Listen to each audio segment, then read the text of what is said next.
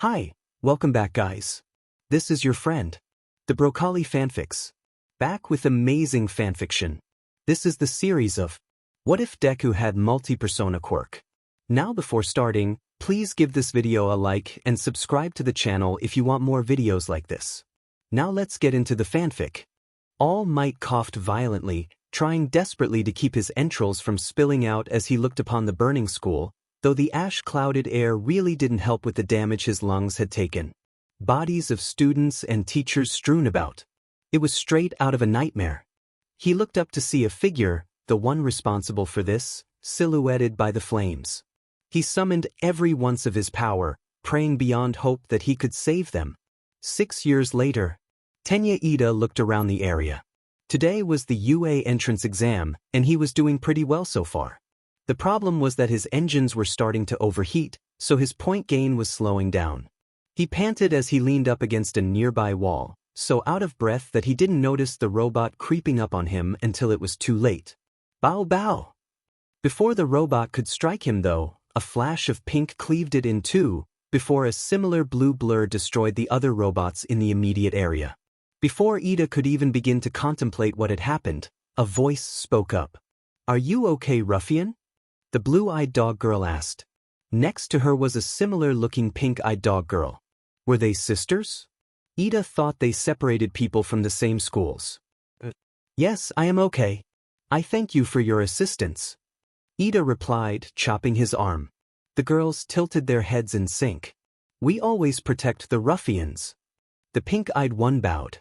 Even if they're JRKs like you. The blue-eyed one bowed. Ida sputtered. JRK? Yeah. The blue-eyed one huffed. We were just trying to talk to that shy girl and wish her good luck. Then you came up yelling and made us look bad. Bow bow. The pink-eyed one said sadly. What on earth were they talking about? Ida didn't recall seeing them before now. The only other examinee he had really interacted with was that green-haired girl. Anyway, we gotta go. Take care, ruffian. The blue-eyed one said. Then, both girls began to glow brightly, before merging into one and revealing a red-eyed girl with short, black hair and magnets attached to her head wearing an oversized coat. Ohamono. The girl replied stoically as she moved out into the open, her magnets vibrating as at least a dozen robots were forcefully dragged toward her. When they were all in a pile, she glowed again, turning into a yellow-eyed girl with fiery hair and a white hoodie that showed over her stomach. Intense flames exploded from the girl's hair, melting the robots into a molten pile before the girl took off, leaving Ida baffled. Just what kind of quirk was that? Any students catch your eye, All Might? The mammal of indeterminate origin questioned. A few stand out, but I can't really get a good read on them until I properly train them. I see. That's understandable. And Izumi? All Might sighed. Mike said he had a bit of a confrontation with Ingenium's brother. During the explanation for the practical exam, he called her out for muttering in front of the entire. Keep in mind she was on the other side of the room from him and wasn't even that loud. Mike said Tenma almost came out. She must have been humiliated. We will have to work on young Ida's people skills then. Was that it? Well, apparently young Ida confronted her again just before the exam started. Young Midoriya was going to speak to a young lady she had met outside the school, but apparently young Ida thought she was trying to distract her and called her out again in front of the examinees. At that point Mike said the boy was lucky Tenma didn't come out. Ned's aside. It seems we have our work cut out for us with young Ida. He needs to learn that he can't go around making assumptions like that. He shook his head. Any other concerns? Katsuki Bakugo has yet to receive a single rescue point. The entire room tensed. They knew Katsuki Bakugo had a bad history with Izumi that culminated in the incident 6 years ago. The two hadn't seen each other since, but the fact was that the test was structured so that you would have to deliberately go out of your way to not help people to avoid getting the hidden rescue points. It did not paint a good picture for the boy, especially since he had a suspiciously clean record from primary school and junior high given his involvement in the incident 6 years ago. Unfortunately, there was a problem. The commission was watching the UA entrance exams closely this year. It wasn't hard to figure out why. The president had been said when All Might had taken young Izumi Midoriya in as his ward 6 years ago, and had brought her to UA to get help with training and schooling, preventing them from getting their claws on the poor girl and her quirk that could take on even All Might. No doubt they would have already taken an interest in Bakugo. He was strong, yes, but he also had a personality that the commission could manipulate in his favor if Netsu tried barring him without an indisputably good reason. And Netsu knew they would take him on even if he brought up his almost certainly falsified record. The only way to keep Bakugo out of the hero course would be for him to do something that would make the public themselves hate him to the point that the commission would lose interest in him on account of being too much of a PR disaster. Between keeping him under UA's roof and at least trying to get him under control, or letting the commission get their hands on him and enable his worst tendencies, Netsu reluctantly had to go with the lesser of two evils. We will make sure he's in Vlad's class. Young Izumi will be in 1A with Ryukyu. It will at least limit their interactions. Because unfortunately, despite not having rescue points, Bakugo had already passed the cutoff point needed to secure his spot in the hero course. Luckily, so had Izumi. It's time to loose the 0-pointers. Netsu cackled. Since it's your first year as a teacher, why don't you do the honors, Yagi-san? Don't mind if I do. The skeletal man responded as he pushed the large button. And just like that, chaos ensued as the students scrambled to get away from the giant machines that had suddenly appeared. Kinoko Komori had gotten knocked down in the rush. It had gotten even worse when the 0-pointers hit a building, getting her pinned underneath some debris. She could only stare up in horror as the giant robot bore down on her. Was this it? She didn't want to die here. Weren't the teachers going to do something? Help! She cried out in panic. Bow bow! The twin cry preceded the 0-pointer's hand getting sliced into pieces by a pair of pink and blue blurs. Don't worry, ruffian. The pink-eyed twin called. We got this. The blue-eyed one called. All of us. They shouted in sync as they began to glow, fusing together to reveal a pink-haired panther woman who leapt up the 0-pointer's damaged arm with cat-like grace. The 0-pointer paused to look at the woman as she appeared in front of its face. Sayora. The woman grinned. And she transformed into a flame-haired girl with a white, cut-off sweatshirt. Abayo. Intense flames exploded from her hair, melting the 0-pointer's head as the behemoth began to shut down. The 0-pointer shifted, and the girl lost her balance, and Kinoko gasped as she stumbled and fell off the monstrosity. She threw her hands out, trying desperately to make a bed of mushrooms to cushion her fall, but she just couldn't make them grow fast enough. There was a flash, and the girl transformed into a white-haired catgirl in a sailor fuku, who promptly slammed into the ground hard enough to crack the concrete. Kinoko stared in horror at the girl's unmoving form, feeling bike riding to her throat. The catgirl held a thumbs up. I'm good. She shouted. She stumbled to her feet, not a single scratch on her body, yet wincing at the intense pain she was in. Frick, that hurts. I'm so sorry, Filian. I panicked. Nah, you're good, bro. Kinoko's horror turned to confusion as the catgirl started talking to herself. Then the alarm blared, signaling the end of the exam. You good, snacker? The catgirl called to Kinoko. I should be asking you that. You just fell 20 stories. Kinoko yelped. Me? Oh yeah, I'm fine. I've been through worse.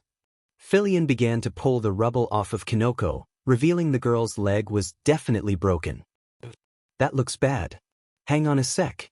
In a flash, she had become a young lady with orange and teal hair. Now just hold still. Flames emitted from the woman's hands, but before Kinoko could react, they had already wrapped around her leg. Shockingly, her leg wasn't burned. Instead, the flames actually mended it until it was good as new. That should do it, the woman said brightly, before noticing something. Granny Chio, I already fixed this one up for you. Young lady. Recovery girl's tone of voice had the girl shrink in on herself. Don't think I didn't see that fall just now. Honestly, just as reckless as Tashinori sometimes. But, I'm fine. Filian took the fall dash, the girl tried to explain. Filian may be indestructible, but she can still feel pain. The girl sulked. I couldn't just leave her. She gestured to Kinoko. I met her just before the entrance exam. Not in that form if her face says anything. Indeed, Kinoko was confused as hell, as she didn't recall meeting this girl before. Oh, right. One's a C. In a flash of light, she had reverted into a girl with shoulder-length frizzy hair. This made sense. Kinoko had actually met the green-haired girl and was just seeing her quirk in action. She recalled the green-haired girl saving her from a busted face after Kinoko had tripped on a loose stone. The green-haired girl nervously waved the too long sleeve of her green sweatshirt. We're Izumi Midoriya. Hi. Hi. I'm Kinoko Komori. Kinoko replied just as nervous. Alright, you two. You can flirt later. Please clear out. Recovery girl cackled, causing the two to sputter, red-faced. As she shooed the two back to the bus, Tenya Ida looked on in surprise. The green-haired girl he had written off as a possible delinquent had been the multiple mysterious girls that had been helping people during the exam, even taking down the zero-pointer to protect another examinee. For what? This was a hero school. Yes, they were supposed to fight faux villains, but no self-respecting hero school would ignore good deeds like that. Did this girl figure out some hidden point system? He would need to apologize if they met again. It was clear Tenya had underestimated her cunning. There was no FING way. He had seen a flash of green-haired as someone climbed into the back of a car and was driven away. But it couldn't have been Deku, could it? He was imagining it. It was probably some dumbass with a similar hair color. This was FANGUA. They wouldn't let that FANG murderer even set foot here. She was nothing but a villain. He knew he had aced the exam. No doubt about it because it was him. Now began his story to show all these little pebbles how superior he is to them. And on the way, he tracked down Fanji Deku wherever she was hiding and put her down with his bare hands. Because he was the strongest, and that made him a true hero. The top few floors of Might Tower acted as a living quarters. One such floor housed young Izumi, to help her learn to be able to do things on her own like cooking, cleaning, etc. Of course, the fact that some of the girls' personas essentially acted as cheat codes probably rendered that point moot, but it was the thought that counted. Currently though, she was up on All Might's floor, in the middle of the same morning argument she had held with him for the past 4 years, since she had unlocked a very specific persona. I know your appetite was practically destroyed, but you still need to eat, and relying on nutrient shakes isn't going to help. All it's doing is stagnating your health. The Oni. That Midoriya currently took the appearance of chastised as she lay plate of steamed fish and rice in front of the exasperated symbol of peace. Onigiri. Secretly a grandma, but don't tell her that. The portions were small and the meal was plain, but that was understandable considering the man was missing most of his stomach. Yes, thank you young Giri. Tashinori sighed, taking a bite under the Oni's glare. Once Giri was satisfied, she transformed back into Izumi, who went to eat her own breakfast. Tashinori couldn't help but wonder if her micromanaging his health was because of guilt from 6 years ago, despite the fact that he had assured the girl it wasn't her fault. He still had the phantom feeling of razor-sharp teeth digging into his side from time to time. The door opened as All Might's assistant walked in. All Might's and the mail is dash. Bow bow bow. She was interrupted as a pair of demon guard dogs leapt from the table to bark at her. Fuwa and Makoko Abyssguard. Pray they don't become paramedics. The assistant smiled fondly as she held out her hand to let the twins sniff. Yes, yes, you two know me.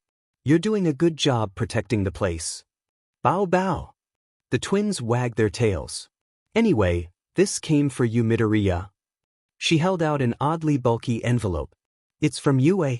The twins reverted back into the green-haired girl as she excitedly grabbed the envelope, tearing it open. Her face turned to confusion as, instead of a letter, a metallic disc fell out onto the floor, suddenly lighting up to display a holographic video of Nizu. Hello there young Izumi. Am I a dog? A bear? A mouse? Well, Henya already knows the answer. The principal of UA cackled. While I could inform you of your results in person, this recording is more of a formality. First of all, you passed the written exam with an incredibly rare 100%. The only other student who got close to this kind of score this year was a young lady who took the recommendation exams. Be proud of yourself, young lady. We're lucky to see even 100% every decade. Hey. Izumi let out a noise of happiness. Although I am curious how many of those answers were fed to you from Henya. Izumi suddenly looked uneasy. It's fine though. Considering the nature of your quirk, I personally feel that saying you can't use her would be like me not being allowed to use my own intelligence quirk.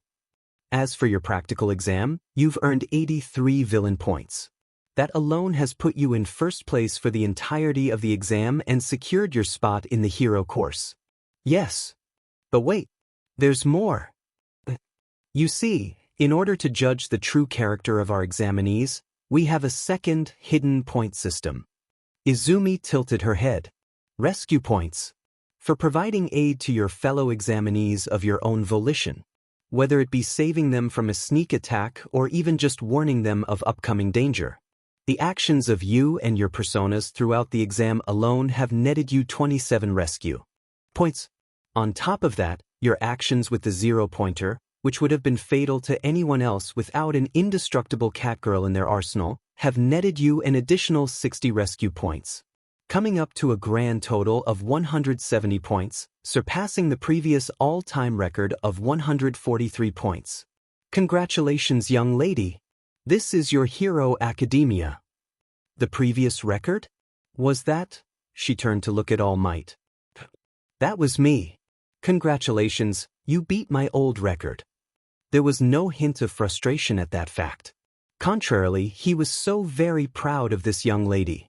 Izumi then turned back to the video, which had paused on a scoreboard of the top 10 examinees.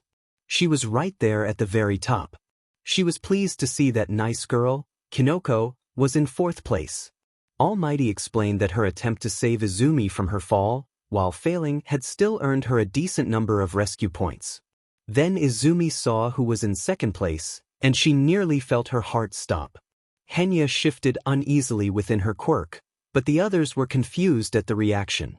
Within the deepest parts of Izumi's quirk, someone stirred in anger, struggling against the bindings that held her down.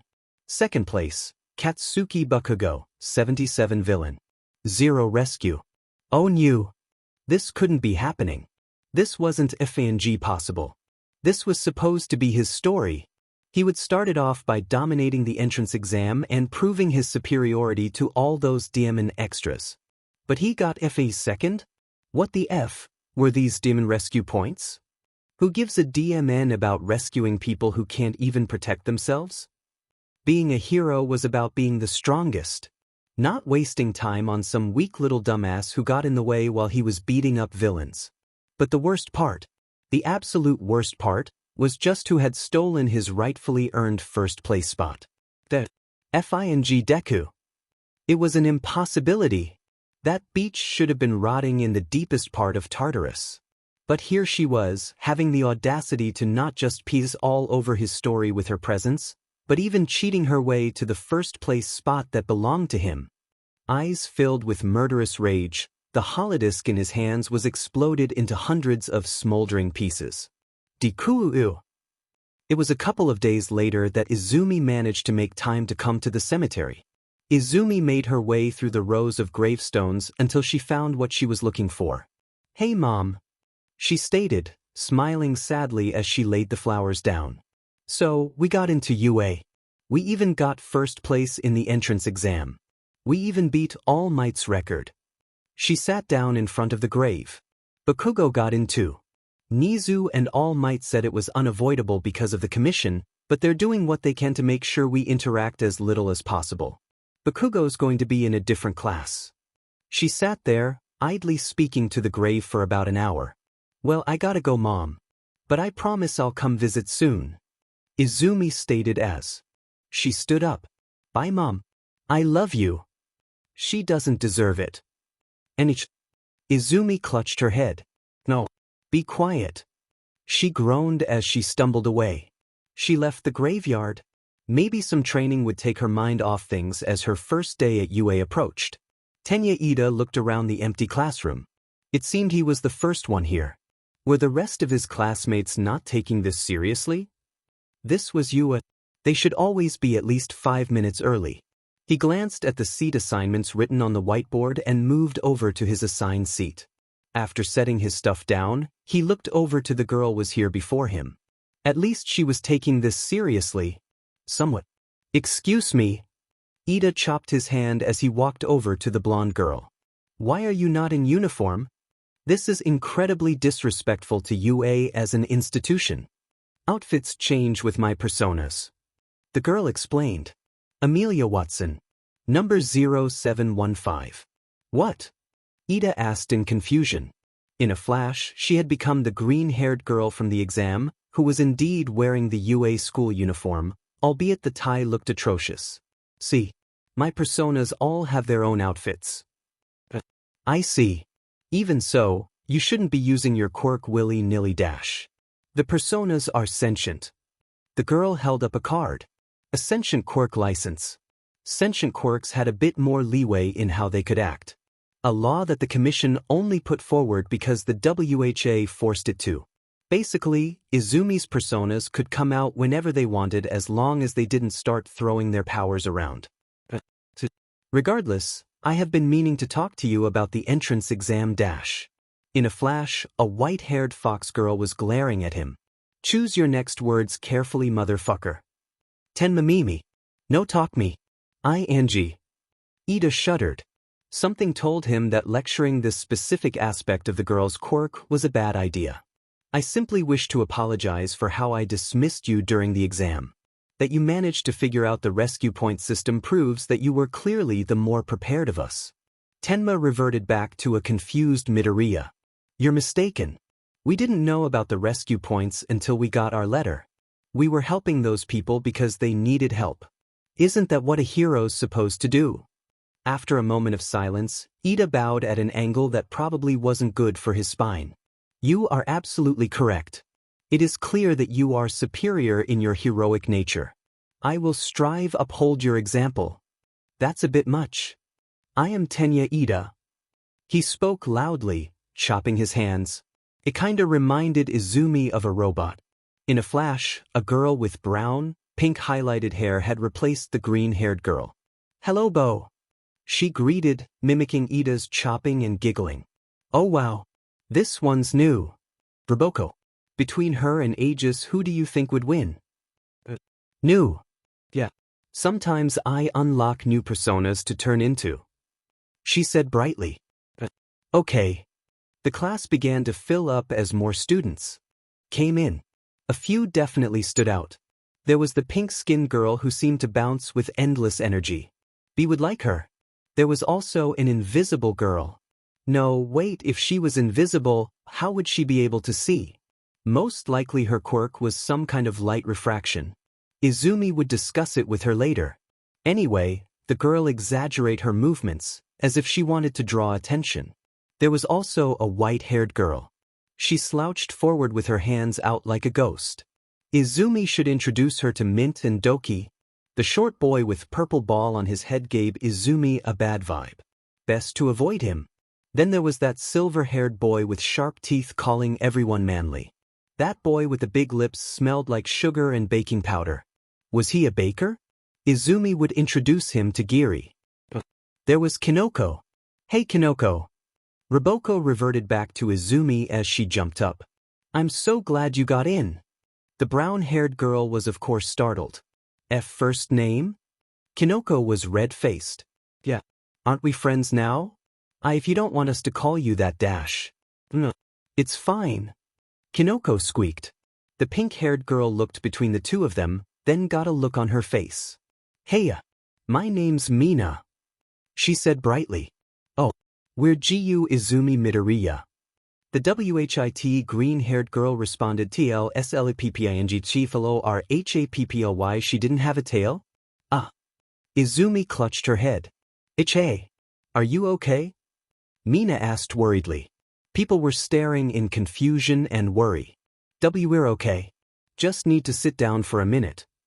And so, in spite of Izumi's classmates looking worried, she simply sat down to gather her thoughts, the voices in her head, her other selves, offering comfort. Finally, Ryukyu walked in, and the class was in awe at the fact that their homeroom teacher was the number 9 hero in all of Japan. Ryukyu was kind to the class, asking them to follow her, as they would be going to orientation, after which she had a few things planned for them. Ida and a tall girl with a black ponytail expressed worry about Izumi, but she assured them she was fine. It was something that comes and goes, and recovery girl wouldn't be much help. Ryukyu did whisper a couple of things to Izumi, to which the green-haired girl transformed back into Roboko and remained that way for the duration of orientation. Ida wanted to say something about it, but he figured Ryukyu had given Izumi permission. Orientation was interesting. Their principal was a small chimera of sorts who apparently had 6, formerly 7 until 2 merged, cults in his name. But the most exciting part was the Hero Corps students finding out All Might would be their heroics teacher. After orientation was over, they returned to the classroom, where Ryukyu gave them all gym uniforms and asked them to change and meet out on the field. Midoriya, are you sure you're okay? Ashido asked as the girls were all changing. We're just fine, Izumi stated brightly. But I'm curious about something. The ponytail girl spoke up. My name is Momo Yaoyorozu. Nice to meet you, Izumi responded. What are you curious about? Well, I've noticed your tendency to refer to yourself with plural pronouns, but when you turn into that other you use singular pronouns. Oh, that's because turning into our personas temporarily stabilizes our mind, Izumi said brightly, pulling on her jacket. We should go. We don't want to keep sensei waiting. She began to walk towards the door as her speechless classmates stared. Midoriya dash. I said I'm fine. Izumi suddenly snapped, eyes flashing red briefly before returning to their normal green as the girl smiled and left. All right kids, gather around. Ryukyu called to the students. You're all probably wondering what we're doing. You're all going to be performing a series of assessments so that I can get a read on your capabilities. These will be much like the ones you did in junior high. However, there is one key difference. You are all allowed to use your quirks for these tests. Keep in mind that while your quirks will improve your scores in some tests, it may hinder you in others. She waited as the class chattered excitedly at being able to use their quirks so freely. As they calmed down, Ryukyu spoke up again. Yes, I know being able to use your quirks is exciting. However, keep in mind that once you start going out into the field, you'll be holding people's lives in your hands. Natural disasters, villain attacks. People will be looking to you all to protect them, not to goof off and treat things like a game. She waited a moment for that to sink in, before holding up the ball. Midoriya, why don't you go first? All right. Izumi changed into Roboko. Perfect time to test out this new persona. She excitedly grabbed the ball, jumped into the circle, drew her hand back, and threw with all her might. Phew-uck! The girl with jacks coming out of her earlobes screamed, holding her ears at the sonic boom generated from Roboko's throw. Others were trying to get their ears to stop ringing. Oops. Sorry. New persona. I don't know how strong she is yet. Roboko explained. Earphone girl pulled her hands back to show her ears were bleeding. Let me fix that. Before anyone could react, she had transformed and Earphone girl was engulfed in fire as her classmates screamed. Said screaming turned to confused noises as the fire dissipated to show Earphone girl was perfectly fine, her ears having been healed as she blinked owlishly. All better? The now orange-haired girl asked. Takanashi Kiera. Shitty bird, even shittier boss. I'm good. Good. Kiera chirped before reverting back into Roboko, who turned to Ryukyu. So, how far did it go? Ryukyu held up the phone to reveal the score. 10,178 kilometers. It left the country? Yaoyorozu squeaked. Hopefully nobody got hurt. Meanwhile, it's over Ricky Rat. Give up now and I'll go easy on you. Kathleen Bate, also known as Star and Stripe, the US's #1 hero, ordered. The small, white rat man in blue overalls cackled. Give up? Give up?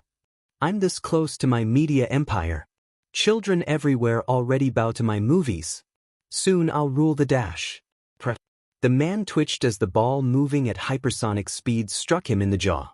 After a second, he collapsed to the ground, unconscious and with a shattered jaw. A random ball from nowhere moving at hypersonic speeds? Star mused. Izumi must be showing off her quirk. Good for her. Back in Japan. After that, the class continued on with the tests. Riboko practically dominated all of the tests, to the chagrin of some people. The 50-meter dash? Passed within 3/4 of a second. The grip test? She accidentally crushed the machine, so Ryukyu just put down yes. The standing long jump? Riboko left a small crater from the intensity of takeoff as she disappeared over the horizon, leaving the students speechless. She reappeared a couple of minutes later, proclaiming she had crashed into Hawks partway through. He did give her his autograph through, and Riboko in turn gave back the feathers he had accidentally left of her person. He seemed dejected about that for some reason. Either way, Ryukyu just put down another yes. Side steps? She moved so fast it left the ground scorched and the purple ball boy shrieking about how unfair it was. Seated toe touch? Apparently she had extendable arms, so Ryukyu gave her another yes. Sit-ups? Endurance run? Also yes. So it was no surprise to see Izumi's name in first place when Ryukyu showed them the scoreboard. Mineta. Ryukyu suddenly spoke up, startling the purple ball boy.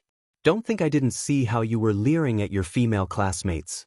UA has zero tolerance to bullying, discrimination, and harassment of any kind. This is your only warning. And with that, she moved to dismiss the class. Midoriya, could you stay behind? Ryukyu asked. Is everything okay, sensei? Izumi asked with a tilt of her head. Nothing's wrong. I just want you to redo the exercises in your other forms, as well as your base forms so I can get a good idea where they stand. In the end, Henya got last place. Though to be fair, she did collapse from exhaustion during the seated toe touch. Obviously a genius of her caliber was saving her energy for later. There she is, Fumi. Over there. Izumi blinked at the black shadow, thing that had dragged the bird boy, Tokoyami, over to her. Oh, hello. Izumi said brightly. My apologies. Dark Shadow insisted on seeing you. She's like us. But better. Dark Shadow replied in reverence. She is fascinated by the nature of your quirk. Because our quirk is sentient. It's true then. Now Tokoyami looked interested. Each one of our personas has a mind of their own. When we bring them out, we're temporarily merging our mind with theirs. How interesting. Would it be alright if we walked with you? To meet someone else with a sentient quirk is a great rarity for us. Sure. Then Izumi spotted someone. Hey Kinoko. Come walk with us. The mushroom girl squeaked in surprise as Izumi dragged her over excitedly. They were followed by the spooky girl from earlier, Yanagi. I am curious about your quirk. She explained. You seem to have multiple personalities attached to it. By any chance do any of them veer into the realm of terror? Izumi tilted her head. We've got a ghost in here. There was a flash. Hello. The admittedly adorable ghost girl replied. Mint Phantom. Kept you waiting, huh? That is more cute than terrifying. Yanagi admitted. Oh, trust me. You haven't seen what I can do. Grinned. Fair enough. Oh, there's a Baku in here too if dash. Out of my way extras. Mint jumped at the snarling voice as the blonde boy shoved his way through them, completely ignoring that there was more than enough space to walk around them. Wow. What a d-dashed. Dark Shadow mused as Bakugo turned the corner and disappeared. In a flash, Mint reverted into Izumi, who was on the verge of hyperventilating. Oh, thank God. She wheezed. Do you know him? Kinoko asked. It's complicated. Bakugo and I haven't spoken in like 6 years, so dash. That was Bakugo? Izumi clutched her head as all the personas she had obtained since she last saw Bakugo, pretty much everyone except Henya and Redacted, flew into an uproar. All of you calm down. I'm getting a headache. The green-haired girl whined. Once they had all settled down, she shook her head.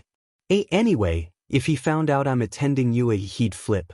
If you have not spoken in 6 years, I do not see how what you do with your life is any of his business. Try telling him that. Years of therapy have taught me that Bakugo is a violent, egotistical narcissist.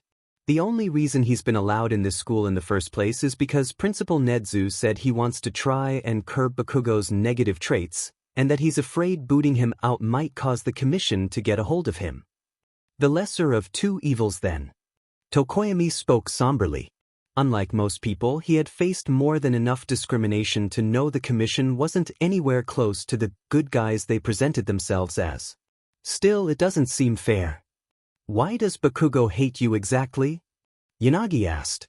There was an incident with my quirk when I was younger. I don't feel comfortable talking about it. The group agreed to leave that subject be. Before they continued on though, there was another interruption.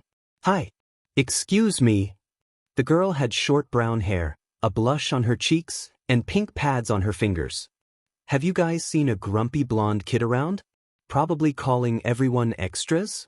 Surprised, they all pointed her in Bakugo's direction. Thanks, she said brightly as she ran off.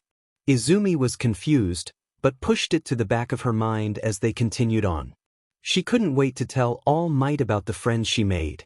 All Might looked over the class with an analytical eye.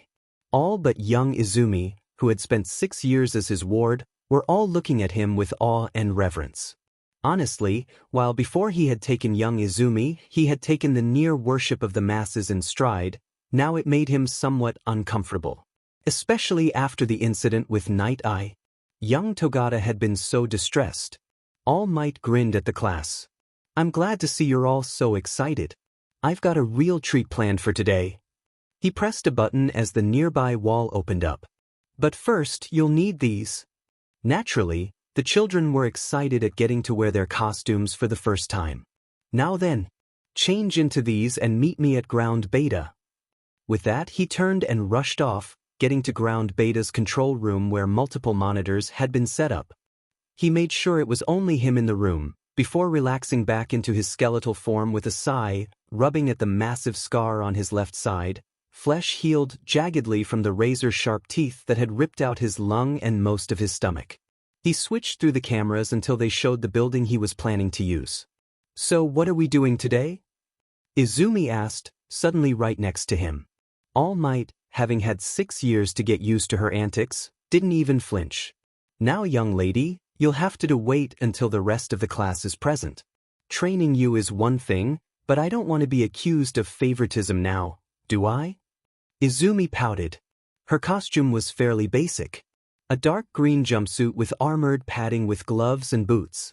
It's not like she had any reason to go all out on the design co-spidering her quirk. All Might was happy to note that she had taken his advice on being very specific on how she wanted her costume, so it wasn't sexualized or too form-fitting, with the armor padding covering a good deal. He had warned her how support companies tended to take liberties on costumes when not given clear and specific instructions. Izumi asked if a company would outright ignore instructions. Nedzu laughed and assured her that the company's UA was partnered with New Better after what happened last time. Izumi didn't want to ask. Bibu and Bei tried to ask. So, by the way, you may want to take a look at Hagekyure's costume. Why, what's wrong with it? He pulled up the costume files. He hadn't gotten a chance to look yet due to how busy he'd been with the new teaching position. Then he saw Hagekyure's costume. Or rather, lack of costume. Hagekyure had requested something that would work with her quirk. The company just sent her gloves and boots. Not even a jumpsuit. He would have to talk to Power Loader about this. How did this even slip by him? Either way, he mused as he muscled up in anticipation for the rest of the students. The girl should at least have enough common sense to come to class buck but naked. Turns out, she did not. Young Hagekyure, are you naked? Yeah. She surprisingly didn't seem bothered about it. I mean, it's fine, right? My quirk means nobody can see anything. Regardless of your quirk and how you feel about it, All Might sighed. It doesn't not change the fact that you are a 15-year-old girl running around without any clothes on. Not only is it ethically wrong and violates more than a few regulations, but you are completely vulnerable to attacks and the elements. Also, you might run into someone whose quirk allows them to see you, so you'd be giving them an eyeful. Izumi spoke up. That too. All Might nodded. Please go change into your gym uniform. That will have to do until we can get you a proper costume. As well as let Nedzu tear apart the support company that practically told an underage girl to run around ND. The rest of the class arrived. All Might could tell their costumes would need some work. Yaoyorozu would need something that would work better with her quirk without exposing so much skin. Zippers perhaps?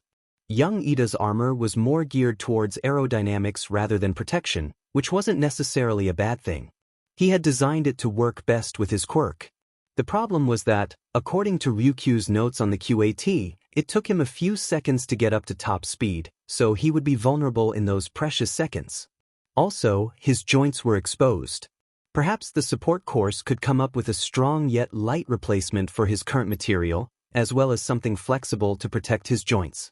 Young Tetsu has almost nothing protecting his upper body. While his quirk was defense-oriented, it wouldn't matter if he was caught by surprise, since he couldn't keep his quirk constantly active. Young Todoroki, what the hell even was that? On top of that, the students seemed to veer more towards looks than actual protection. He'd have young Izumi come up with some fixes. In the meantime, class, I know you're all excited to get right into the thick of it, which is why I have a special class prepared today. He gestured towards the monitors. Stealth trials. Class seemed confused. Not as excited as I was expecting. We think they were hoping to start fighting. Izumi pointed out. Ah. All Might nodded. Raise your hand if you feel confident in being able to control your quirk. Most of the class raised their hands. Now raise your hands if you feel confident using your quirk on another person. Most of the class lowered their hands, suddenly looking uncomfortable. Izumi he could understand, but Todoroki? Young Ida, does your quirk allow you to empower your kicks? Yes, sensei. That is correct. Ida chopped his hand. Izumi turned into Roboko and mimicked him. But can you control the power behind those kicks to avoid taking someone's head off? Ida sputtered, the class at a loss for words. Control. It is a skill vital to all heroes. You must understand how much force a person's body can reasonably take. I myself must always pull my punches to avoid killing. Villains. I've met very few who could withstand my full power punches. That is why it will be some time before we go into full quirk-based combat. The purpose behind today's exercise is to avoid confrontation entirely. The matchups will be 1 against 3. 1 hero infiltrating, and 3 villains protecting a folder containing vital information. The goal of the hero is to sneak into the villain's base, retrieve this folder, and escape, without alerting the villains to your presence. You may all use your quirks as needed, but direct confrontation will lead to an automatic loss for the hero. You will all take turns as the infiltrator. He grinned at them. Now, let's find out who's with who. Midoriya, Yaoyorozu, and Komori versus Tokoyami. Ooh. We have a plan. Izumi cried happily as they stood in one of the top rooms of the building. There was a large wooden table between the 3 of them. Okay then Midoriya, what's your plan? Yaoyorozu asked, unsure. There was a flash. Oh heyo, came a timid squeak as yellow eyes swirled in discomfort. I'm Henya. Henya the genius. The author's Kami-ashi. Nice to meet you Henya-san. Yaoyorozu greeted. You have a plan? Why, I have a plan Deo. She pumped her fists. I talked it over with the voices in my head. The voices? Tamashika and Mano thought it was great. Filion tried to add stuff but it just turned into a mess. Tenma-chan just stood near the back bullying Pippa over that song she made a while back, but I thought it was a fun song Deo. She tilted her head. So don't you talk to the voices in your head too? Midoriya, I don't have voices in my head. Yaoyorozu sighed. How do you function Deo? Like a normal person. She honestly hadn't meant anything by it. She just figured that, the kind of person Midoriya seemed to be, she would laugh it off. The look on Henya's face told her this wasn't the case. Midoriya, I didn't dash. There was several flashes as Midoriya cycled through her forms, finally settling on her base form. Crash. Yaoyorozu scrambled back as Izumi, eyes red and teeth razor sharp, bit down on the wooden with so much force that it practically exploded, shards of wood flying all over the place as Kinoko moved back, afraid and unsure. Midoriya stepped forward, a dark red aura around her body. "You're no better." Something spoke from Midoriya's mouth, the low growl of a predator. "You're no effing better dash." Young Midoriya. All Might was there, grabbing Izumi by the shoulders as he tried to hold her back. "Young Midoriya, calm down. I'm normal. I'm normal. El Nigeria Naira O." And Midoriya. Kinoko squeaked. At once, the deadly aura flipped off, Izumi, eyes and teeth normal again, blinked, rubbing her head. I. Yaoyorozu blinked back tears as she tried to get her heart rate and breathing under control. "I think it might be best if young Yaoyorozu works with a different team." All Might sighed. He led Yaoyorozu out of the building. "I didn't mean to." "I know you didn't. You're not in any trouble, young lady," All Might assured. "Young Midoriya, she had a very rough childhood, and I fear you accidentally pushed a sensitive button." "Did you know Midoriya? Personally?" "I never saw her at the recommendation exam. She wished to become a hero on her own merit, which is why I ask you not go telling people about there being a connection between us." Yaoyorozu nodded, feeling numb. "All Might, if you hadn't stepped in, would she have?" There was silence, then All Might sighed. "Some of her personas aren't nearly as forgiving as the others, and the one you caught a glimpse of, she was suppressed for a reason.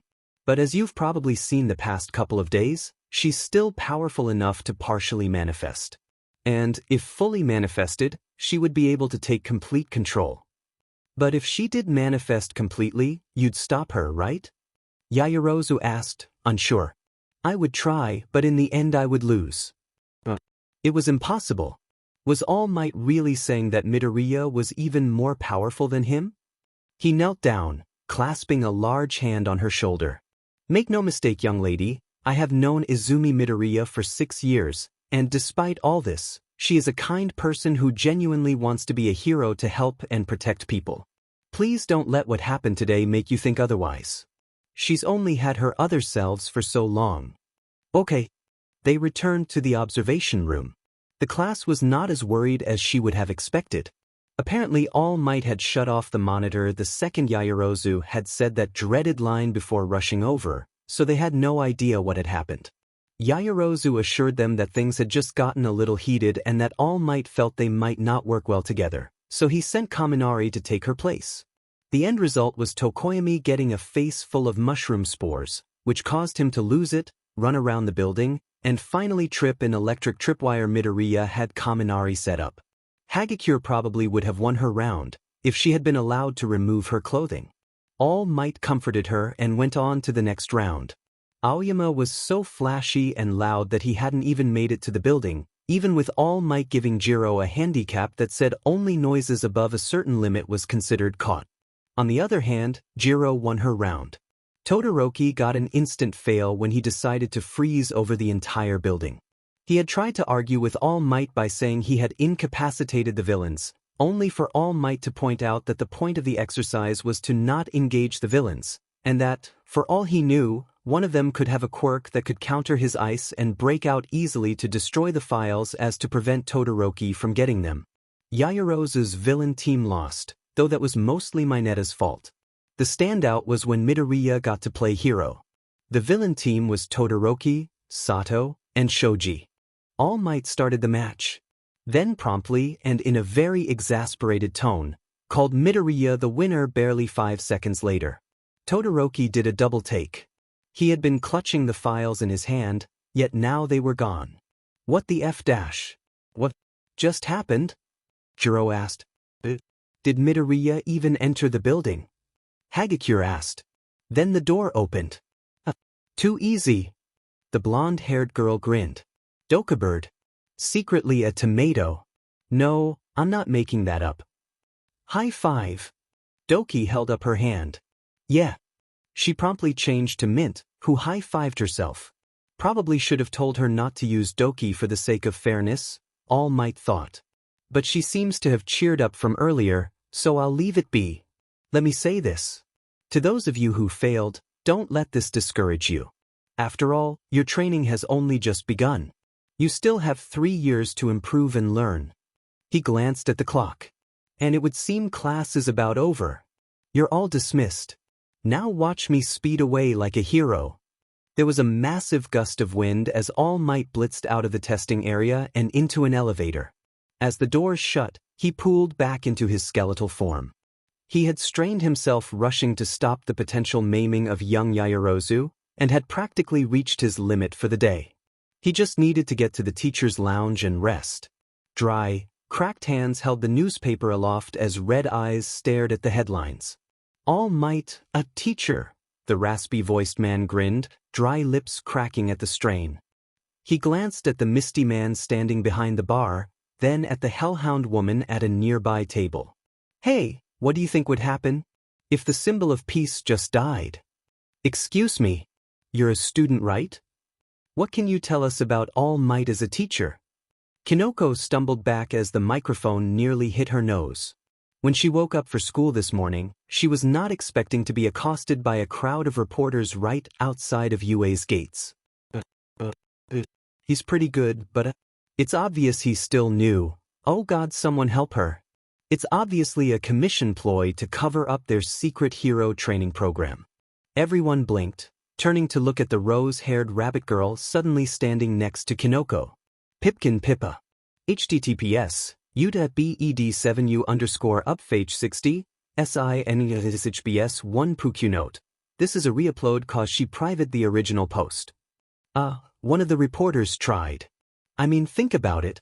Hawks is way too good for someone his age. And there's no record of what hero school he trained at. The only logical explanation is that the commission is secretly training heroes that are loyal only to them in order to establish as much control over the country as they possibly can without drawing the World Heroes Association's attention. Everyone just stared at her, dumbfounded beyond belief. Anyway, we gotta get to school.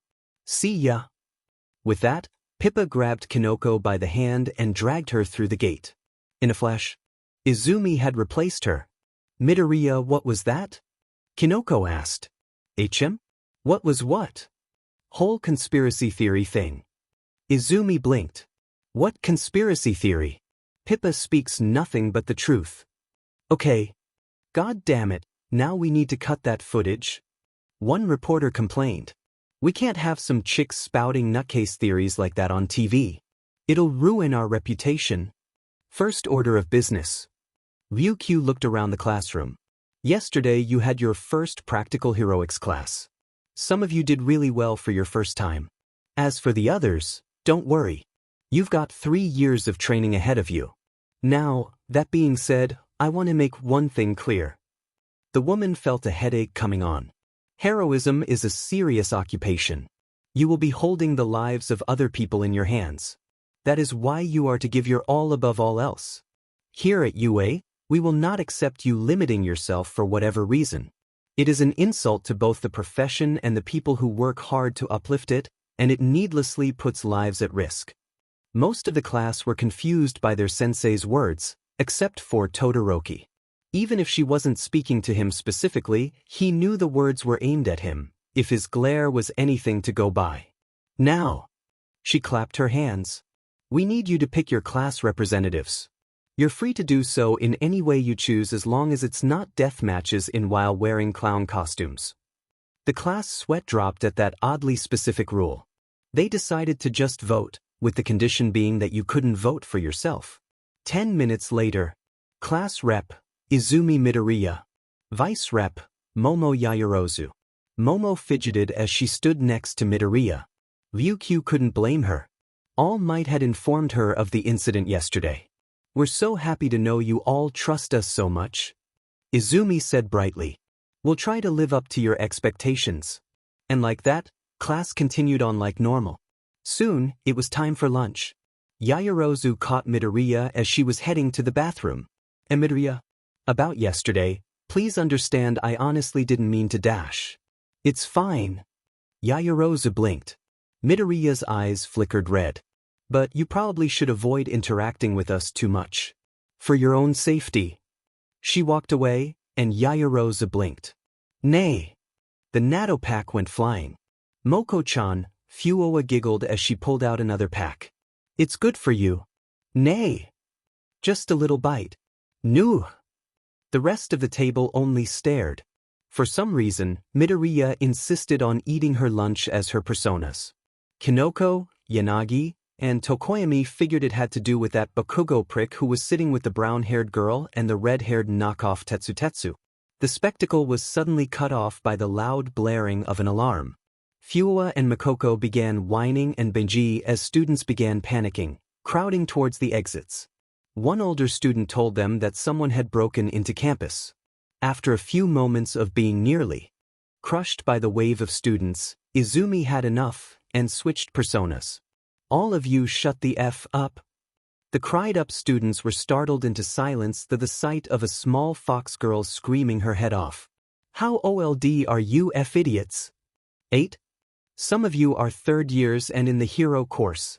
If you're gonna react this way to a F alarm, then get the F out of this school. There was silence as everyone stared in disbelief. Then Ida spoke up. Everyone. It is merely the press. Indeed, just outside the window they could see the reporters that had been lingering outside of the gates being escorted off campus by the police. The students began to awkwardly dispersing.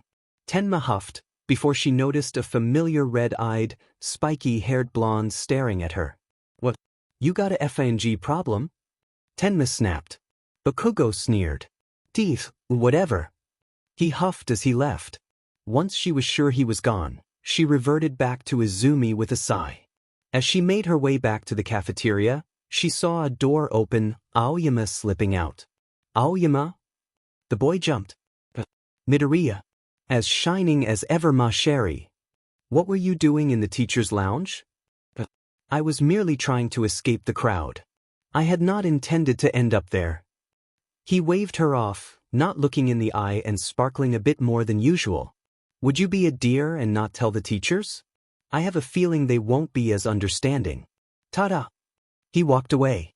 Izumi transformed into Amelia Watson, who narrowed her eyes in suspicion.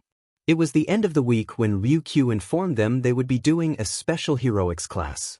They were all piled into a bus and were taken to the far end of the campus. Midoriya. Azui suddenly spoke up. Yes, Azui? Kero, call me Tsu-chan. Only if you call us Izumi. These terms are perfectly acceptable.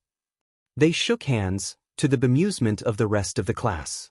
Anyway, I'm someone who prefers to say what's on my mind. Your quirk is weird, Kero. We prefer the term, broken AF. Makes sense. Hey, so, Kaminari spoke up. How many other U's are there? We call them personas. And we currently have 22 unlocked. Izumi said brightly. What do you mean by unlocked? Ashido asked. There are many other personas in our quirk, but we can only use some of them right now. The rest become available over time. The ones we can't use right now are sleeping, for lack of a better term. Oh, kinda like that old American cartoon Ben 10. Ashido exclaimed. Yes. Exactly. So how exactly do you unlock new personas? Izumi just shrugged. There's not exactly a set requirement. Sometimes they just randomly unlock. Sometimes it's in response to the current situation. Sometimes it's how we're behaving at the time. We unlocked Henya in our sleep and woke up as her. That was when our quirk first manifested. We were 8 years old when that happened. You manifested your quirk at 8? Ida chimed in. It is true that late bloomers do happen, but in those cases quirks usually manifest at 5 or 6 at the latest. Geez, must have been rough. Spending all those years waiting. Tetsu responded. We were misdiagnosed as quirkless. Izuku said. There was a stunned silence among the bus. Holy shit, Midoriya, I'm sorry about that. Kaminari spoke up. We're normal. Izumi stated, eyes briefly flickering red. Wasn't saying you weren't. Good. Izumi said brightly. Even so, the class knew how bad things had gotten for those without powers to call their own in recent years, especially in a conformist society like Japan. For Midoriya to have been misdiagnosed as quirkless can't have been easy. Do you need something, Aoyama? Izumi asked, turning towards the boy who had been staring intently at her since the reveal, transforming into Amelia Watson as she did so. Simply admiring your shining attitude, mademoiselle, he said quickly, turning away. Amelia looked at him suspiciously. Then she suddenly turned back to the bus, turning back into Izumi. "'Kay, so, just putting this out here, just in case, but we're gay, so..." "Yeah." Izumi shrugged. Mineta pouted. "So, you call them personas, right?" Sato spoke up, trying to diffuse the awkward atmosphere. "Guess that makes sense, they all got their own personalities and all." "Yeah, like that angry fox chick," Kaminari said. "Tenma's actually really sweet. She just also happens to have a pretty short fuse." Izumi explained. "You got any guy personas in there?" Ashido asked out of curiosity. "Not that we know of." Izumi shrugged. The bus slowed to a stop just outside of a large facility. "All right, everyone. We're here." Ryukyu spoke up. "Welcome to the USJ. So you can cut off the entire facility from the main campus?" Tamura Shigaraki asked, leering at the man. "Yeah. My electrical quirk can interfere with the communication system and even disable the alarms. Not even Wi-Fi will work," the masked villain explained. "Unless they have some kind of quirk that can allow them to access the internet directly. But you'd only see someone like that in support." "Good." He grinned. "Kurogyri, tell everyone to get ready." He then turned to the woman standing nearby. "I don't need you to come." "Sorry, buddy. Your sensei says I have to protect you at all times," she said sweetly. "You have a problem, take it up with him." "Tisich," Shigaraki grunted, waiting for Kurogyri to give the green light. Ryukyu led the class into the building, Izumi bouncing on her heels as she and the rest of the class looked around in wonder. "Hello, children." The poofy form of 13 stepped up to the group. "Welcome to the Unforeseen Simulation Joint. USJ for short. The purpose of this facility is to simulate disasters for the purpose of rescue training," she explained as Ryukyu walked up. "Where's All Might?" she whispered. "Ah, Recovery Girl just called." "Recovery Girl's infirmary." Tashinori heaved, blood splattering the bucket he was given as he retched painfully, clutching at his agonized side. It had happened from time to time. His injury would flare up to the point he could barely move from all the pain. Midoriya micromanaging his health meant it didn't happen that often, but it still happened. And this time it had happened at the worst possible time. He had been so excited to introduce the kids to rescue training. It had taken all of his willpower to let the other heroes deal with the incidents he had passed along the way, just so he could make it in time. Then this. It is a shame, I will admit. Nedzu passed him a special tea blend Nimi had come up with for this kind of thing. But you heard Chio. You will simply have to take it easy today. I must admit though, I am quite proud of how committed you are to your new role as a teacher. Tashinori chuckled, immediately regretting it as it sent shocks of pain through his body. I suppose young Midoriya has been a good influence. He retched some more blood into the bucket. Oh yes. If not for her, I would have expected you to burn through your time limit stopping petty crimes before even getting to school. Yeah. Tashinori sighed. I suppose it can't be helped. Ryukyu sighed. 13 went to address the class. All Might told me he brought this up during your first class, but I just want to make sure to hammer it in. 13 lifted her hand. My quirk is called Black Hole. I can SCK up and disintegrate matter at an atomic level. Perfect for clearing debris in rescue operations. However, if I'm not careful, it can seriously injure or even kill someone. That is why control is so essential to this kind of work. Today I hope to teach you to dash. The air shifted. 13 paused, before whirling around as a cloud of purple smoke began to manifest in the plaza. A dried, crusty hand that was in desperate need of moisturizer clawed its way out of the mist, revealing a young adult with light blue hair, covered in hands, red eyes glaring at them behind a makeshift hand mask. Alongside him stood a hellhound woman and a misty man who was likely the source of the expanding vortex behind them. 3 creatures stepped out, eyes staring blankly ahead and brains exposed. After that, a small army of people followed. Wait, are we starting already? Tetsu asked, confused. I thought we were doing rescues dash. Stay back. Ryukyu stepped in front of them. Those are real villains. I see 13 and Ryukyu, but All Might does not appear to be present. The Mist Man spoke up. Kurojairi. Secretly Oboro Shirakumo. The Hand Man scratched his neck in irritation. How annoying. I went through all the trouble of putting this little welcoming party together, and All Might doesn't even show. Maybe if we kill a few kids it'll draw him out. Tamura Shigaraki. Secretly Tenko Shimura. Hey, don't be too hasty. We don't know their quirks and I don't want to think about what your sensei will do to me if you get hurt on my watch. The Hellhound woman spoke. Cinder. Secretly. A beach. 13, get everyone out of here now. Ryukyu ordered. Her body changed, growing and shifting into the large form of a dragon. She took to the skies, lunging toward the three she assumed to be in charge. However, two of the brain creatures suddenly leapt at her, grappling her and proving to be stronger than they looked. The Mist Man suddenly manifested himself in front of the fleeing class, blocking the exit. Greetings, we are the League of Villains. He spread his mist out to appear more intimidating. I apologize for our sudden intrusion, however, we have come to kill the symbol of peace, All Might. Though it would appear he is not present. Nevertheless, we will ensure he at least feels the weight of today. Not happening, bub. 13 shouted as she activated her quirk.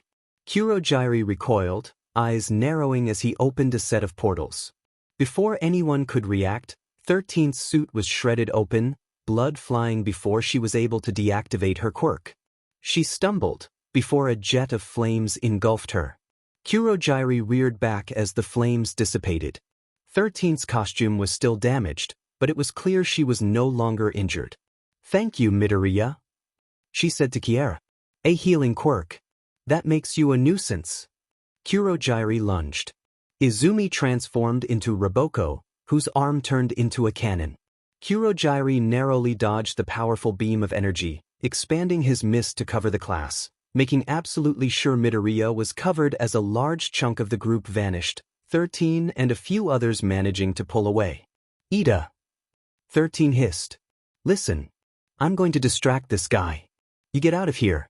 Get back to the school and tell the teachers what's going on. Beep, I can't just abandon you all dash. You're not. You're not abandoning us. You're making a strategic retreat to get backup. Do you understand? Weiss. I'll try, sensei.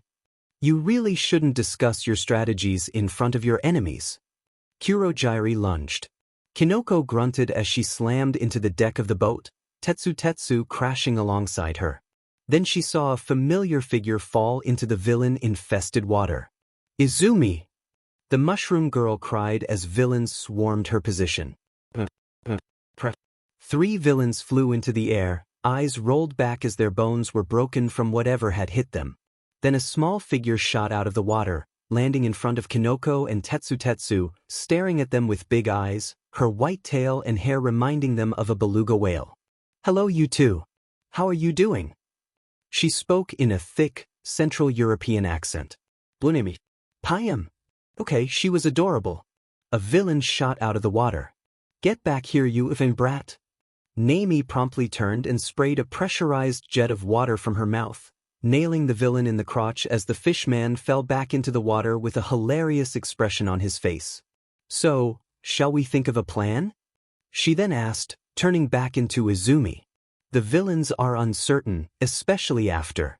We just beat 3 of them so one-sidedly. We can take them out and swim to shore. Tetsu suddenly looked sheepish. I can't swim. Not for lack of trying, mind you. My body is denser than the average person's, probably a natural effect of my quirk. I physically can't swim. Izumi nodded, then turned to Kinoko. Your quirk would work perfectly with all this moisture. Help us subdue the villains, that way we can get the boat working without issue. How do you know the boat will work? Tetsu. Why wouldn't it? This school has miniature cities with working facilities and skyscraper-sized robots. Point.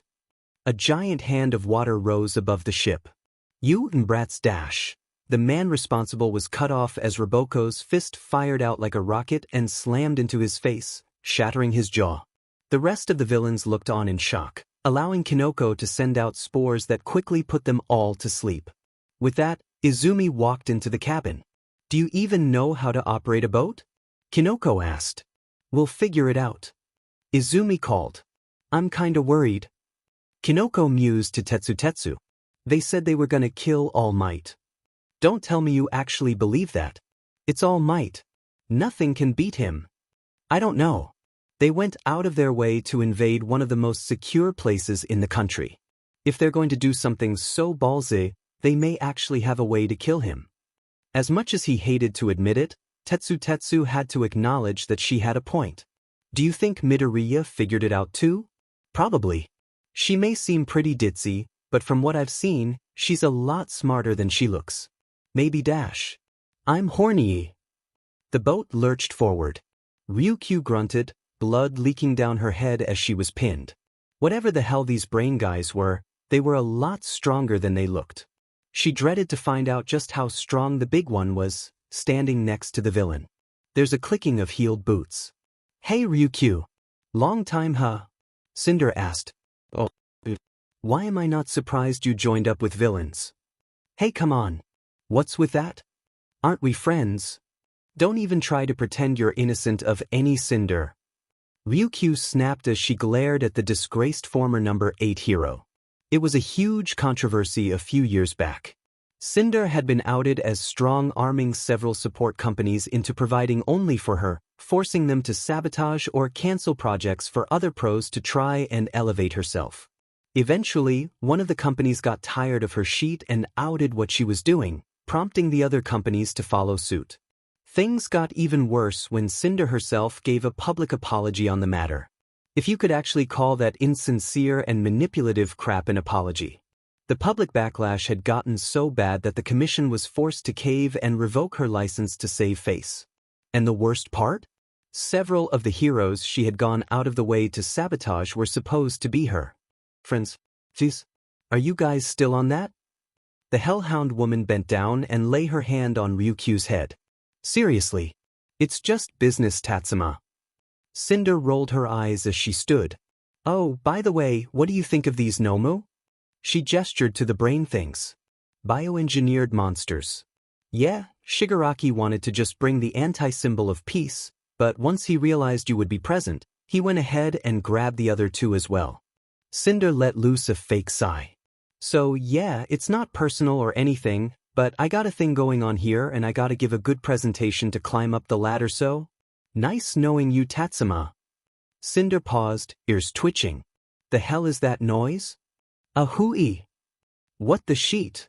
Shigaraki cried as a large boat came speeding towards them, crashing onto land and skidding across the ground as Cinder tackled Shigaraki out of the way. Once the boat came to a stop, a red-haired girl who looked 17 but was most likely older leapt down, a crazed grin on her face as the villains stared in disbelief. "Househo Marine. Check out this cosplayer trying to keep the setting alive." "Sure. Kill her," Shigaraki stated, prompting the villains to rush at Marine, who promptly pulled out a sword. Ryukyu groaned, shifting back into her human form as Kinoko and Tetsu stumbled up to her, looking green around the gills.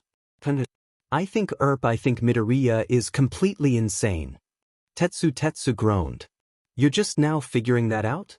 Ryukyu groaned. "But trust me, she's a good kid." This.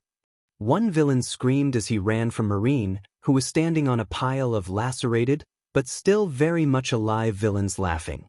Then Marine locked eyes with Kinoko, liking her lips. Kinoko looked away, red-faced. Shigaraki clawed at his throat. "Hey, chill out. You're gonna look like you got Hinamizawa syndrome or something." Cinder scolded. "Tamura." Kurojiri groaned as he manifested, hunched over for some reason and voice oddly high-pitched. "One of the children managed to escape.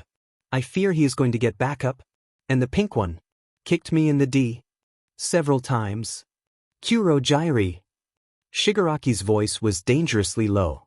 "If you weren't our escape gate, I'd kill you and on the spot. Tell me you at least got rid of 13. Kurojiri. One of the students had a healing quirk. That was me. Hi. Marine said happily, shifting into Kiera. Tamura, that girl is a threat. She must be disposed of. You too.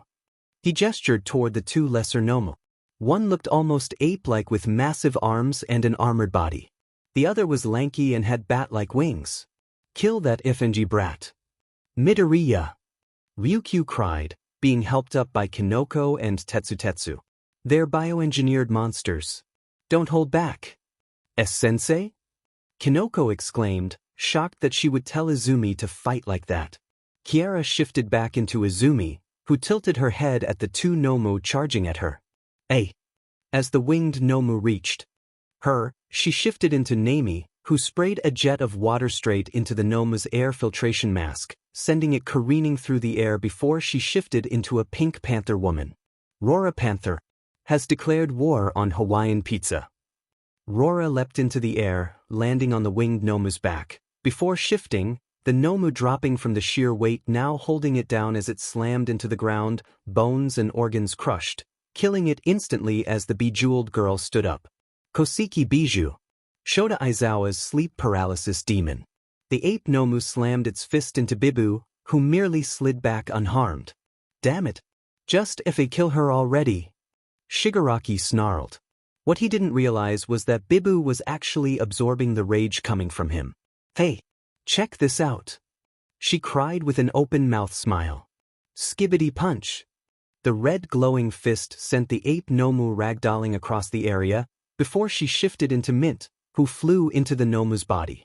The Nomu shuddered, before its massive hands reached up and grabbed hold of its head. With a sharp twist and a tearing of skin, the Nomu dropped dead as Mint rose from its form. Holy shit, Midoriya. Tetsu muttered in disbelief. That was so manly. A dried, cracked hand phased through Mint's stomach. Dude, when was the last time you used moisturizer?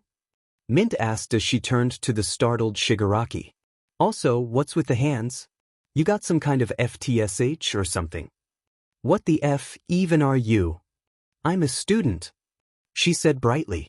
Shigaraki just pulled back, his already questionable sanity fraying even more at the sheer absurdity of the situation. Then he turned his eyes to Kinoko and Tetsu, who were helping an injured Ryukyu. Let it be known that Shigaraki was a spiteful manchild. Nomu kill. The large, black Nomu, which up until this point had stood by passively, rushed at the three. And then there was ice. By the time Ida reached the main building, his engines were starting to overheat. He had to be thankful for his classmates for giving him the chance. It was Ishido's heroic nutcracking especially that gave him the opportunity to slip past Kurojiri and get through the main doors of the USJ. He spotted another class doing exercises in the field, and used what little he could still get out of his overheated engines to speed over to the startled teacher. Please. You must get help. Alert the faculty at once. Whoa. Calm down, kid. Vlad King tried, 1B having stopped their exercises to see what the hell was going on. What's wrong? Villains. Ida panted. Villains are attacking the USJ and have cut the facility off from the rest of the campus.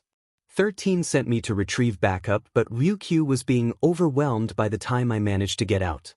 The air turned tense as Vlad's class started whispering amongst themselves. The Blood Hero's face turned grim. Kendo! Shota! He barked. Take your classmates back to the classroom. You two are in charge. Absolutely no one is to leave until me or another teacher says otherwise. Clear? Yes, sensei. Everyone with us. The red-haired girl commanded. Come with me. Vlad beckoned Ida. As they returned to the building, Bakugo sneered at Ida. Shigaraki was actually starting to draw blood from how much he was scratching himself. Damn it. What now? Nearby was Todoroki and Shoji, who was carrying Azui. They both smelled of smoke. Oh, thanks for distracting it, Todoroki. Mint called out. Distracting? The normally stoic boy looked annoyed. Well yeah, the other two beat Ryukyu and she's a top 10 hero. Since this big muscly one was kept back, it must be even stronger than them, so there's no way you could beat it. Mint explained to Todoroki's increasing agitation. As if to prove her point, the Nomu broke out of the ice, frozen limbs breaking off before regenerating to the shock of everyone but Mint, who turned back into Izumi. Okay, so this must be the one they intend to kill All Might with. Obviously it has some kind of regeneration. But that wouldn't be enough. It would also need super strength comparable to All Might's. Nomu here has both super regeneration and shock absorption. Shigaraki cackled. Why would you tell them that? Cinder scolded. Does it matter? This Nomu was designed to take on All Might. And that's its biggest flaw. Izumi pointed out brightly. What? This creature was created to fight All Might specifically. All Might's combat style is geared towards blunt force punches, which means, she shifted again into a flame-haired girl. Hikasa Tamashika. Let's kill Daho. Nomu, Shigaraki grunted.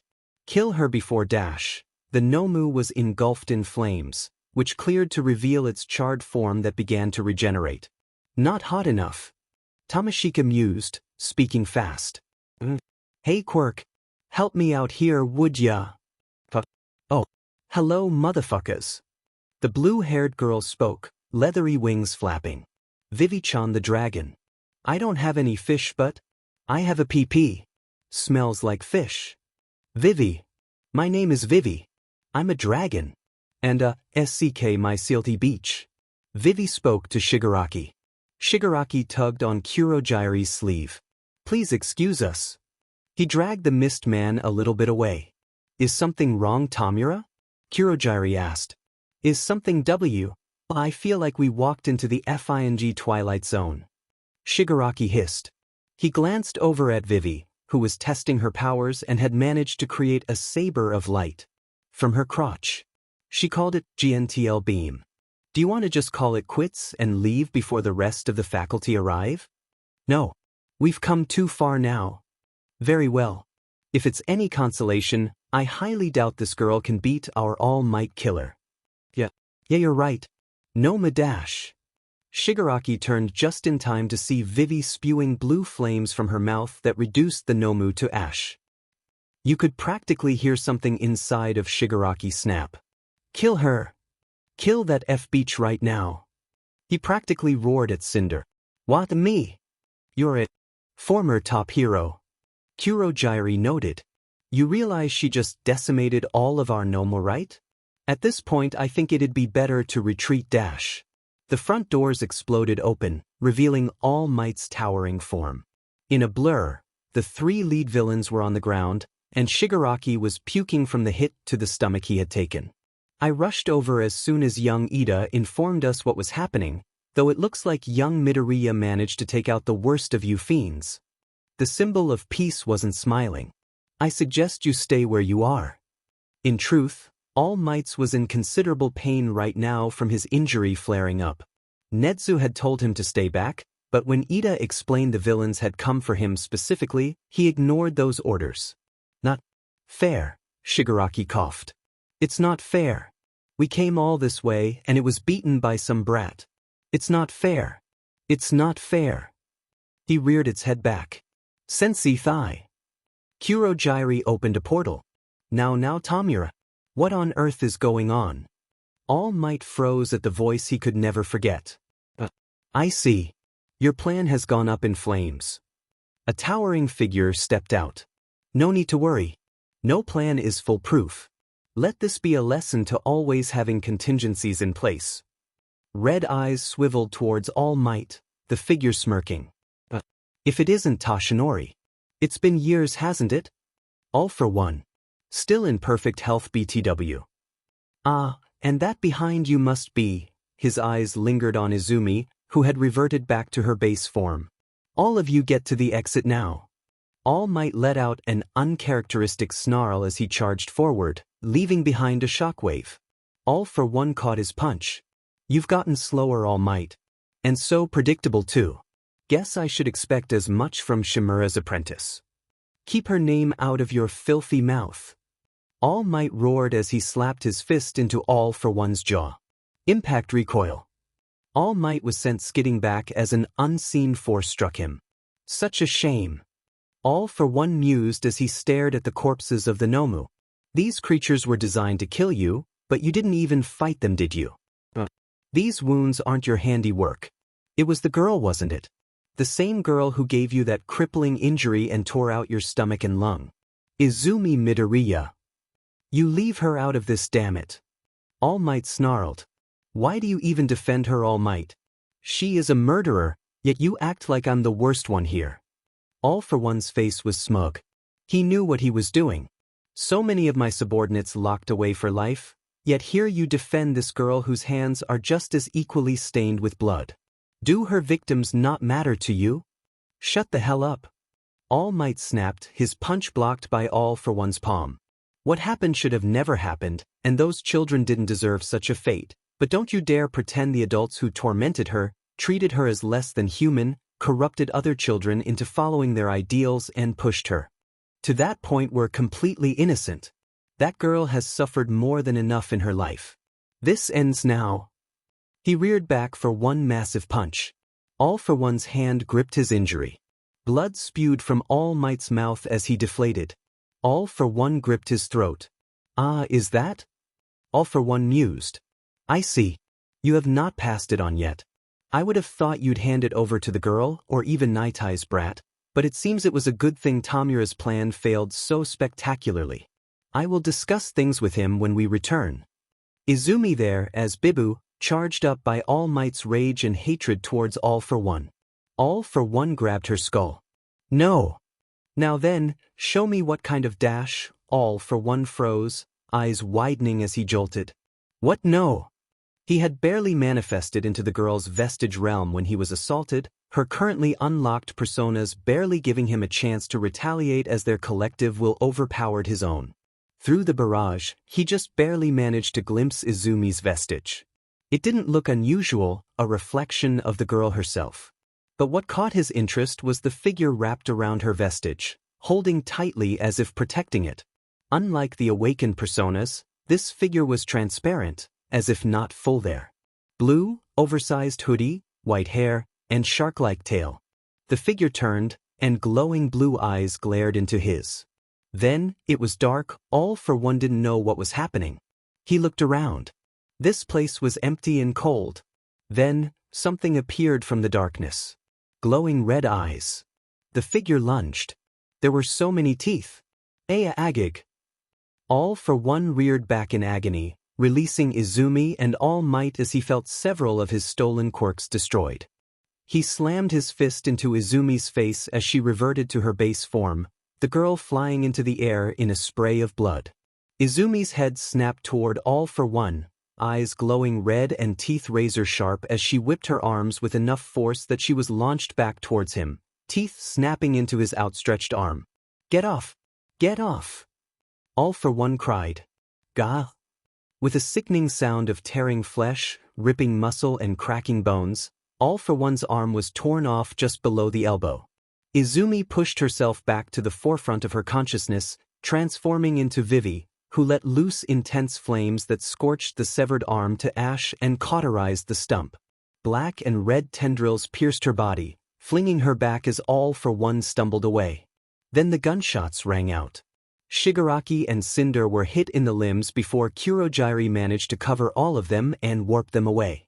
All Might, in intense agony, crawled over the girl's unmoving form, having reverted back into Izumi. Midoriya? The girl didn't respond, glassy eyes staring lifelessly at the ceiling as blood trickled from her body. No. Not again. I can't lose anyone to him again. Please. As if in answer to his silent prayers, a ball of flaming light emerged from Izumi's body. All Might stared at it in disbelief before it returned to Izumi, her body becoming wreathed in flaming light as her wounds healed as if they were never there. Midoriya's form changed, and the blue-haired girl in the sailor fuku blinked up at the ceiling dumbly before pushing herself up, looking at him. Oh, hey All Might. Did we win? Senzawa. The teachers were quick to round up the remaining villains. Afterwards, the students were escorted out of the facility to await further instructions. Midoriya and All Might were carted out before anyone could see, along with a badly beaten Ryukyu. A plain-looking detective was taking stock, getting the children's accounts on the whole incident. Do you want to know where I was? Aoyama asked dazzlingly. Where? Tsuyu responded. Secret. Aoyama chirped. And why would it be a secret? Amelia Watson was suddenly in his face. The police need to know details like this. Midoriya, aren't you supposed to be in the nurse's office? Tsuyu asked. Watson gave Aoyama a watching you gesture, then just vanished. Aoyama suddenly looked uncomfortable. Did you go somewhere, Midoriya? Toshinori asked, in his skinny form and laying in a bed that was quite a bit small for him. Seriously, they have giant doors in this school yet all the beds are regular-sized? What happens when a student with a gigantism quirk comes in? Oh, I was just being suspicious of Aoyama. Watson said brightly before reverting back into Izumi. Then she turned to an exasperated recovery girl. And to answer your question, we feel perfectly fine. We don't know why everyone's getting so worked up. Young lady, if what All Might says is true, you died, then came back to life. Recovery girl huffed. HM? Maybe Kiara had something to do with it. Or maybe it was our quirk. Maybe it was a combination of both. She said brightly. Midoriya dash. Mind your own business. Izumi's eyes turned red. Recovery girl scoffed, turning back to Toshinori. You're overprotective of that girl. Don't worry about Ryukyu's injuries. They're not as bad as they look so I can heal her myself. Izumi's eyes returned to normal as she left. That girl. First, she has one of the most versatile quirks I've ever seen, one powerful enough that even you in your prime would be helpless against it. On top of that, she's quite smart when that merged personality isn't scrambling her brain too much. Now we find out her quirk can just resurrect her. You should be thankful that girl wants to be a hero, Toshinori. Because she would make a truly terrifying villain. Makes me wonder what she would have become if you hadn't stepped in 6 years ago. I am going to be quite blunt here. Nedzu said with a smile. You 5 saw something you really shouldn't have seen, but I can't fault you for that. Todoroki, Shoji, Azui, Tetsutetsu, and Komori all stood before his desk, looking awkward, except for Todoroki, who looked just as blank-faced as ever, though. The fact that the room seemed unusually cold didn't go unnoticed. Tsukachi stood next to Nedzu with a stack of papers. I am speaking about both All Might's true state, as well as any things you may have heard the villain speak about. Principal Nedzu. Azui spoke up. That man he called Izumi-chan a murderer. Don't tell me it's actually true, Karo. Nedzu sighed. The villain in question has a habit of toying with people, using information to break them down. I will not deny that Midoriya was involved in something, but I will say that the villain made Midoriya look worse than she actually was. The people whose blood stains her hands were not exactly innocent themselves. She did inform you she was misdiagnosed as quirkless, did she not? Nevertheless, that case has long been resolved, and Midoriya has been cleared on account of her sentient quirk acting out of her control.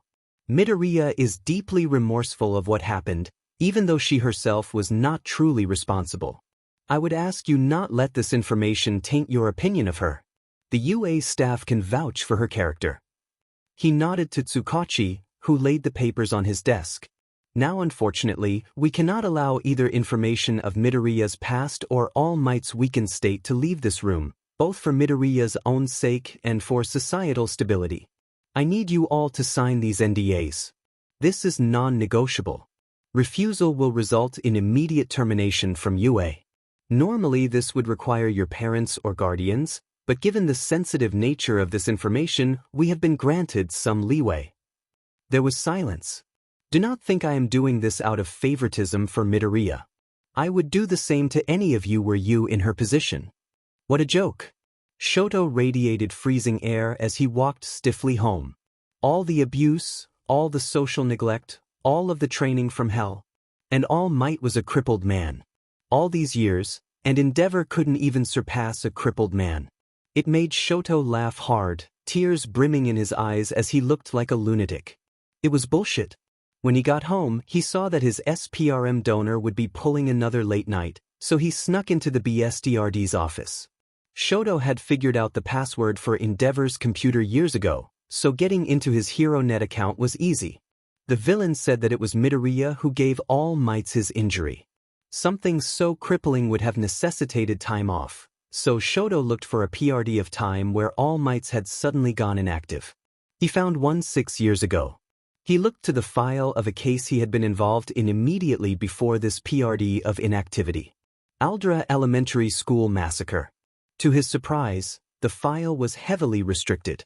Just how much were they covering up that even the number 2 hero couldn't access the full details?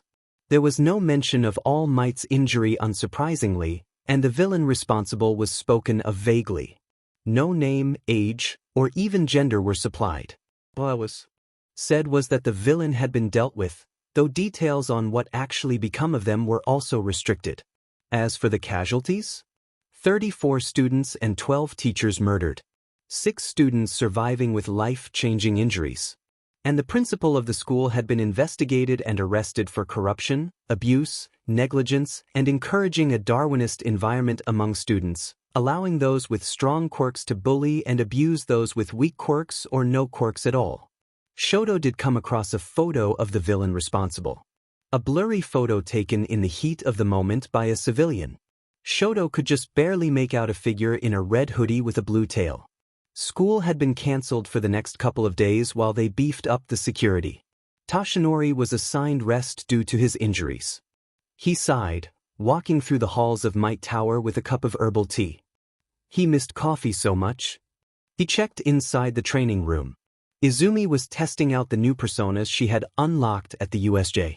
Senzawa stood amongst a veil of water that seemed to move at her whim. Water manipulation. The schoolgirl-looking persona didn't really strike him as the type. He worried about the girl, especially after what had happened the USJ. She insisted that she was fine, and trying to push the subject only agitated a certain persona, so they had no choice but to leave it be. She seemed fine though. Another issue was the Nomu. Tsukachi informed them that testing the corpses revealed they were once human. They had not informed Midoriya. Who knows how she would react? Though from what they could gather, the Nomu seemed pretty much brain dead, so killing them was probably a mercy. Toshinori sighed and went to go lay down. The students had finally returned to school. From what the news had mentioned, the villains had most likely used the press incident before the USJ to sneak in and look at All Might's schedule to find out when he'd be most isolated. Because of this, Nedzu had brought UA's lawyers down hard on the news outlets involved. Hopefully it would make them think twice about pulling a similar stunt in the future. Well, it was unlikely, but one could only hope. Children, I assure you I'm fine.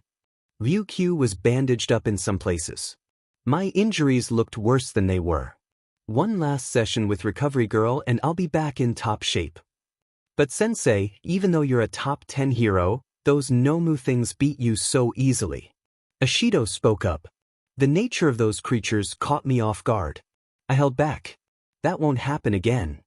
Ryukyu assured. Now, we have some important matters to discuss. The sports festival is coming up soon. Wait, is that even a good idea? Jiro spoke up. We just got attacked by villains. Trust me, this decision was not made lightly. Ryukyu assured. It was decided that the internships following the sports festival are too important for your training, so the festival will go on. Security will be significantly beefed up compared to previous years as well. Don't think we're not taking this seriously. How you perform in the festival can affect the opportunities you get when you go pro, so don't skimp on the training and do your best, okay? There was a short PRD before lunch that the class began to chat amongst themselves. Kinoko inched closer to Izumi, unsure. Midoriya? Green eyes met brown. Please don't be afraid of me. That had surprised Kinoko. Not just the quiet plea, but the fact that Midoriya spoke in singular. Midoriya. Izumi looked over at Azui, who was with Tetsu and Shoji. There was an awkward silence. Tetsu stepped forward suddenly. Midoriya, are you alright?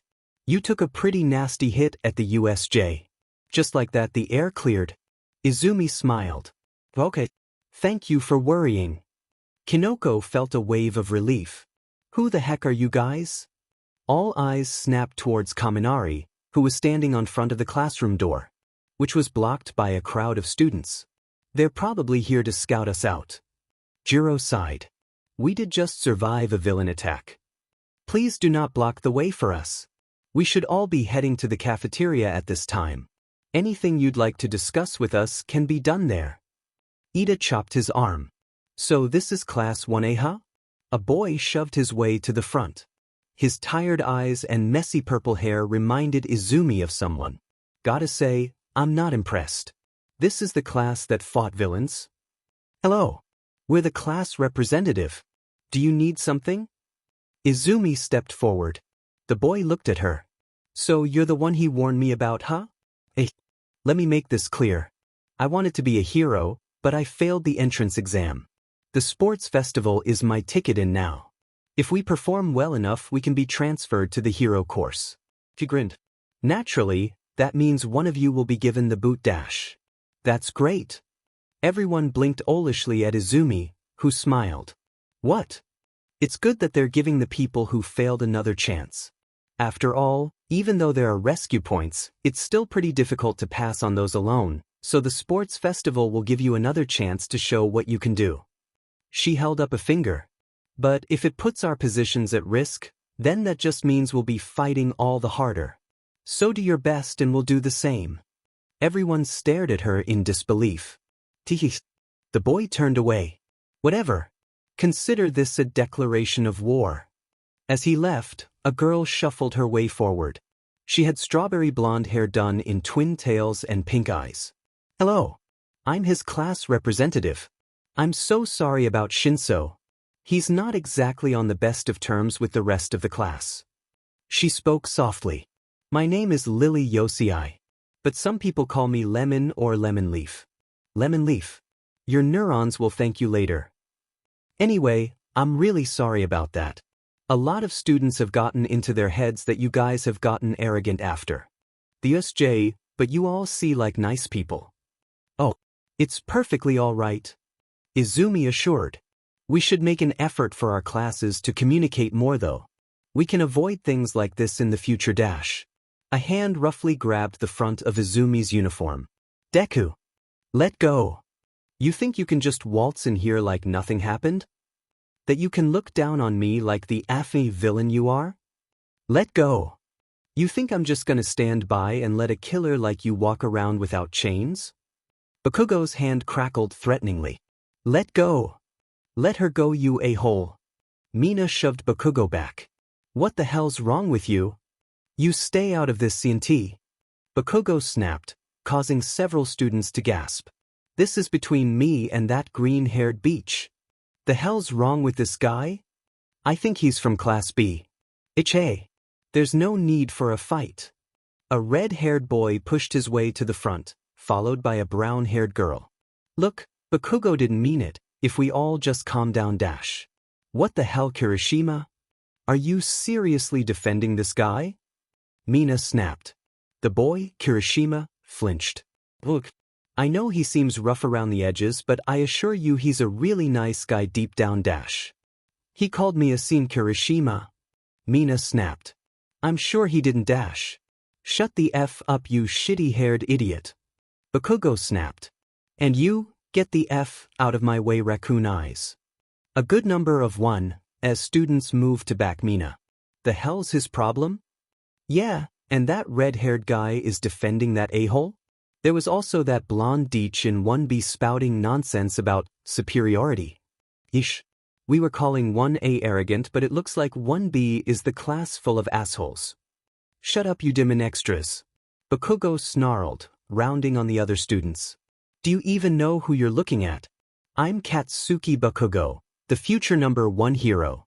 And I'm going to prove it by killing this FA villain. Leave her alone, a-hole. That's enough. The students all jumped, clearing away at the sight of an angry Vlad King. You three with me. He gestured towards Bakugo, Kirishima, and the brown-haired girl. They followed, Bakugo more reluctantly as he shot a murderous glare at Izumi, who just stood there, eyes flickering between red and green. The rest of the students stood there, unsure. Hey, what did he mean when he called that girl a killer? One student nervously spoke up. Tetsu, ever a buddy, spoke up quickly. He must have been talking about when Midoriya killed those Nomu things at the USJ on Ryukyu's orders. The students accepted this as they began to clear out. Lemon wandered up to Izumi. I think she's dissociating. She mused. We should get her to the nurse. The silence was tense. Bakugo and his parents sat facing Nezu. Bakugo looked like he wanted to strangle someone. Nezu took a long sip of his tea. Do you know why you're here, young man? No. The boy snapped, prompting his mother to swat him on the back of the head. Katsuki be respectful. Mitsuki hissed. You are here because of your decision to attempt to assault another student. I was trying to put Deku in her place. It's your effing fault for letting that villain in this school in the first place. Wait, are you talking about Izumi? Damn it, Katsuki, we told you to leave that girl alone. I'm training to be a hero. What's the FNG point if a FING murderer is allowed to run free? She slaughtered people for no damn reason. Bakugo. The room seemed to chill at Nezu's tone. Your self-serving memory of what happened 6 years ago aside, consider this your only warning. You are not to be anywhere near Izumi Midoriya outside of certain events overseen by the staff. Even then, you are not to interact with her at all, lest we be forced to resort to more extreme measures. Is that a FING threat? Bakugo snarled. It is a promise, young man. Go now, Vlad will escort you back to class. I wish to speak with your parents. As the blood hero escorted the fuming boy away, Nezu stared down Mitsuki and Masaru, who fidgeted uncomfortably. To anyone familiar with Mitsuki, they would be surprised to see the usually hot-headed woman so cowed.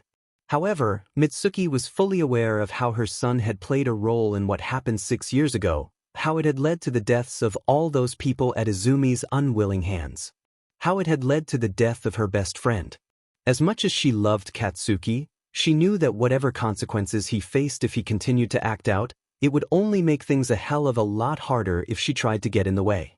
Especially since, unlike their son, she and her husband were fully aware of who Izumi's caretaker was.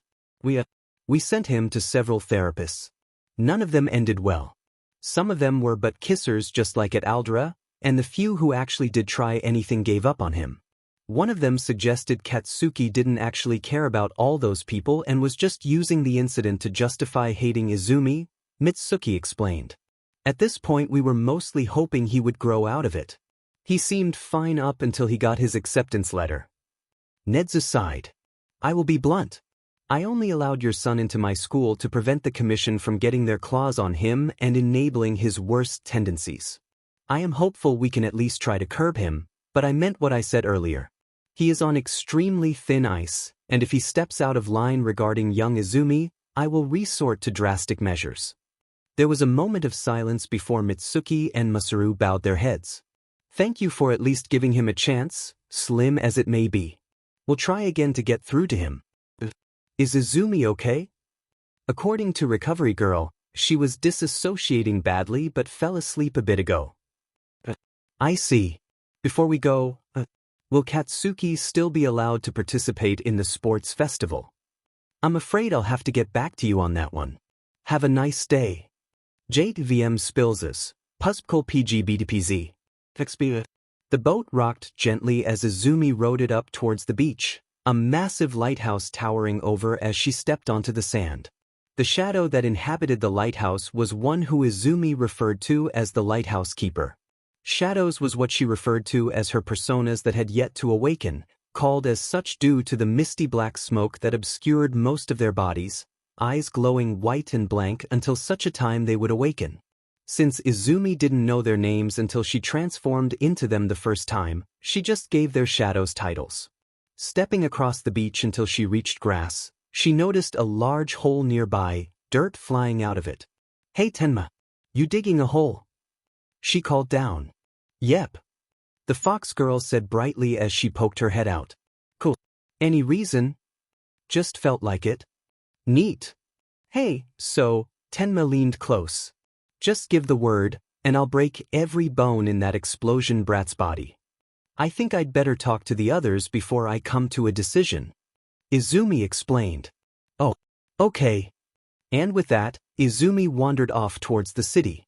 Looks deep, Pippa said as she wandered over. Pippa, get your butt down here and help me dig, or I swear to I'm taking over and posting Pippa the Rippa to every video sharing site I can find. Izumi was careful. She walked through the crowd of shadows. A good jostle could wake them up, but she preferred to let them wake up on their own time. There were easily several hundred shadows standing around aimlessly. Anyone else might find it disturbing to look at, but Izumi didn't.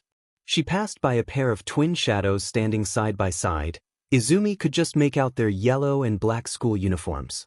She neared the arcade, where the gremlin and automaton shadows were standing, when she heard a crash from inside. Curious, Izumi wandered over just in time for Mint and Doki to come rushing out, arms stuffed with prizes that may or may not have been ill-gotten. Quick, grab some and run. Mint giggled as she stuffed some in Izumi's arms. The three bolted down the street, finally stopping near the bakery, where the dog shadow stood passively behind the counter, with the thunder-type monster shadow standing near the donut case. Hey, check this one out. Mint giggled as she pulled out a pair of plushies, one of a dragon and one of a fairy. Neat. They remind me of those two shadows by the big bridge. Izumi laughed. Hey, so you doing okay? Doki asked. I'm good. I've been wanting to talk about Bakugo though. We should kick his butt? Doki spoke up. You can't spend your life being afraid of him. We're infinitely stronger. Yeah. I'll pack the chainsaw. Mint giggled. No chainsaw please. Izumi spoke up. There you two are. Oh crap, run. Doki and Mint bolted as Amelia Watson came charging after them. Hey Izumi. Aoyama seems suspicious. Aim called as she rushed past. Izumi shrugged and continued on. She could see the cloud shadow drifting aimlessly through the air, and at one point passed by a shrine where the priestess and space shadows were standing. Soon Izumi came upon the center of the city, where a large park stood. In the very center, where a fountain should have been, was instead a large hole with a thick grate. Izumi wandered up to it. Are you there? She asked worriedly. Her voice echoed down, but no response came. Izumi pulled out a chocolate and dropped it through the grate. Listening carefully, she could faintly hear the sound of the wrapping being torn open and some chewing noises. I'll come visit again, I promise. She turned and noticed the owl shadow had moved from her original place near the library and was now sitting on a park bench. That kind of thing did happen sometimes, but not often. She wandered towards the tallest building in the city, passing by the succubus shadow on the way. Izumi also noticed the imp shadow as well. Before she reached the building, she noticed a pinned ring stand being raided by Fuwa and Makoko. Don't go spoiling your appetites, okay? Izumi spoke up. She got a pair of boss in return. Oh, ruffian. Izumi was tackled suddenly. Do you need us to take care of the angry JRK? We'll fluff him up. I'll consider it. Izumi smiled. And with that, she went back towards the building. She climbed up the building until coming towards a certain door, then she knocked. Kaya! The muffled yelp combined with the crashing of stuff told Izumi she was in the right place. The door opened a crack, yellow eye peering out. Hey Henya, can you call everyone together? The real world. The sun had already gone down when Izumi suddenly shot up, nearly giving Recovery Girl a heart attack. Food? She asked. The old woman sighed as she went to grab something for the girl. Oh, and can you get Principal Nedzu? We need to talk to him about Bakugo. The day of the sports festival had arrived, and Izumi was laying against the table as one of her personas. You need more coffee? Eliola. She is axolotl. Midoriya. Todoroki walked up, face the same as usual. Statistically speaking, I'm not entirely sure which of us is stronger dash. It's me. You know it's me. Quit trying to kid yourself. Elio spoke up. But just know I will beat you. You're welcome to try, bruh. Todoroki clenched his teeth as the intercom alerted them to make their way out onto the field. Let's go. Izumi spoke brightly as she sat up, reverting to her base form. The crowd roared in delight as the students stepped onto the field, Present Mike introducing the classes one by one and without any bias whatsoever, so Mint had no excuse to haunt his home. He still had nightmares about chainsaws. As soon as the classes were all situated, Midnight stepped forward. Before we begin, we need the student pledge. Izumi Midoriya, please step forward. There was silence as Izumi stepped up to the mic. Then the silence continued. Izumi tilted her head. Then there was a flash, followed by a pair of bow boss. Hello ruffians. We hope you're having a good day.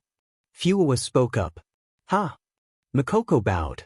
Today's a big day for all of us, and I'm sure you're all so excited. Be sure to give it your all. But remember, win or lose, you should be proud of how far you've gotten. Okay, ruffians? We're all winners today. Bow bow. The crowd cheered as Izumi reverted back to her base form. As Midnight announced the first event, many people were expressing amusement and interest in the green-haired girl with the strange quirk. Others, not so much. Bakugo outright sneered at Izumi. That should have been him up there, damn it. He should have been up there letting those FNG extras know they had no chance in beating him. Instead, that FNG villain Deku was screwing up his origin story again. In another part of Japan, a tall, lean man glared at his computer in his darkened office, glasses glinting off the light. The girl, that little beach who had ruined everything.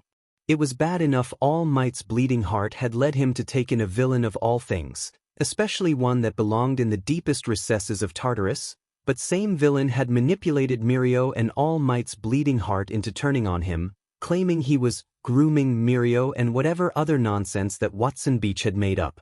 Now, not only had Mirio turned down One for All thanks to whatever lies that girl had spewed, but Mirio's parents had the audacity to file a restraining order on him, and Yue even blacklisted him from taking on interns. Whatever. He could fix this. First he would work on getting that restraining order repealed, then he would convince Mirio of his duty to take on One for All.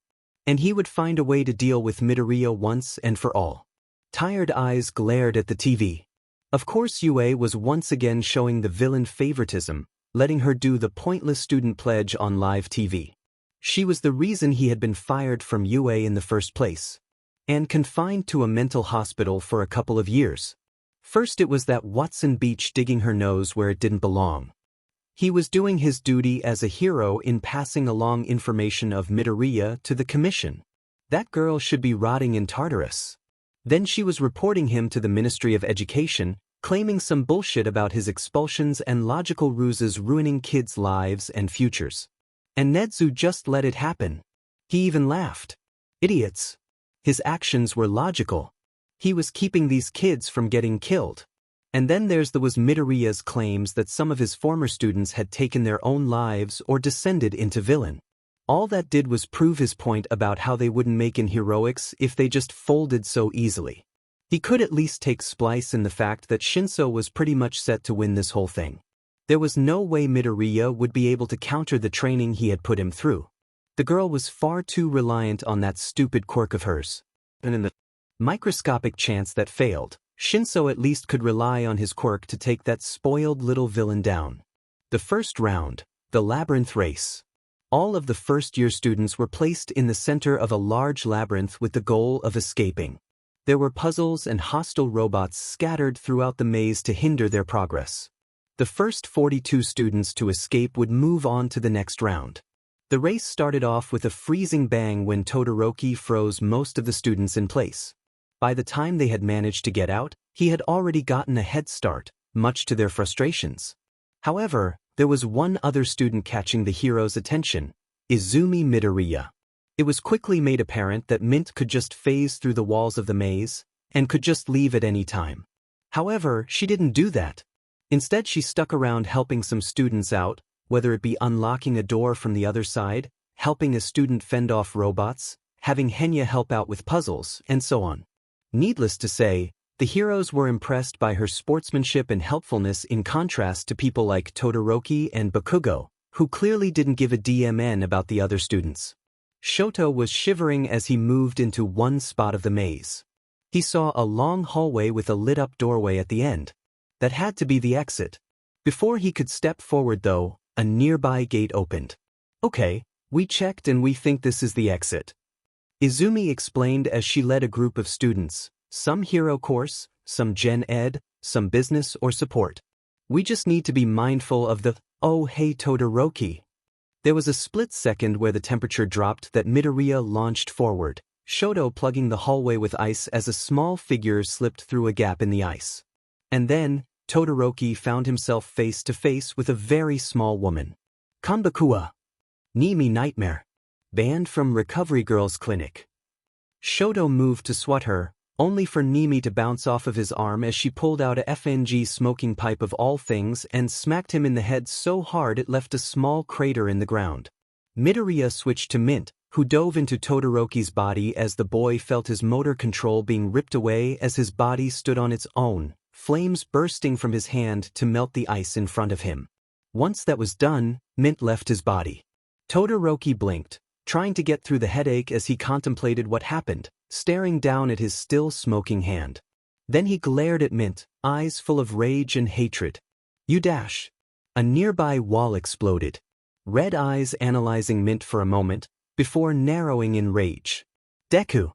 Mint gave a two-fingered salute, then took off towards the exit.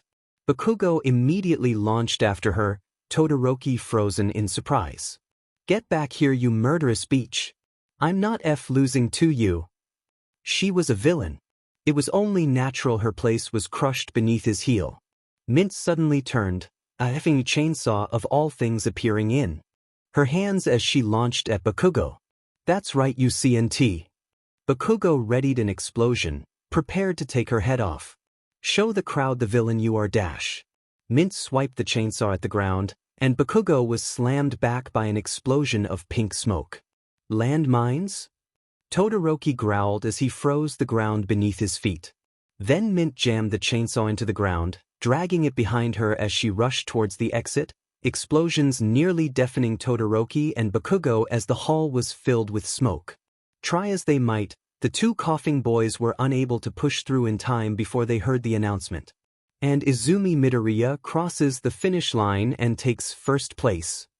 The crowd exploded in cheers as Todoroki and Bakugo rushed through for second and third place respectively, Bakugo looking seconds away from outright assaulting Izumi on live TV if not for the warning glare Midnight was giving, and Todoroki nearly freezing over in rage. Soon, more students began to pour out, and soon 42 students had passed. Cementos came out to take down the Labyrinth as Midnight gathered the students together. The second round was about to be announced.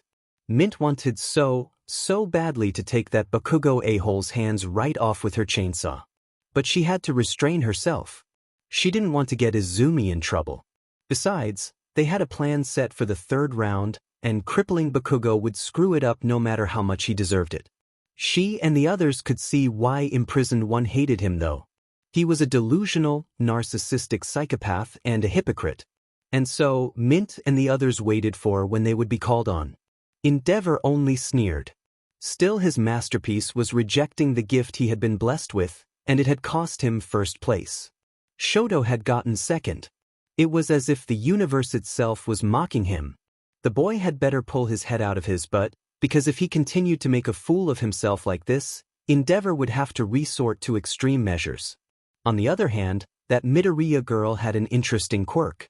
Probably one of the most versatile he had ever seen, maybe more so than that Yaoyorozu girl's quirk.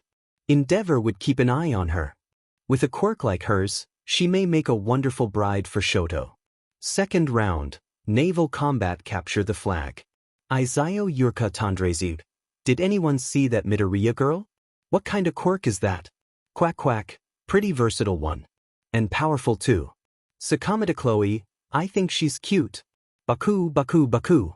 Flava, wasn't Endeavor's kid the one throwing all the ice around? Not gonna lie, he and that explosion kid seem like DS.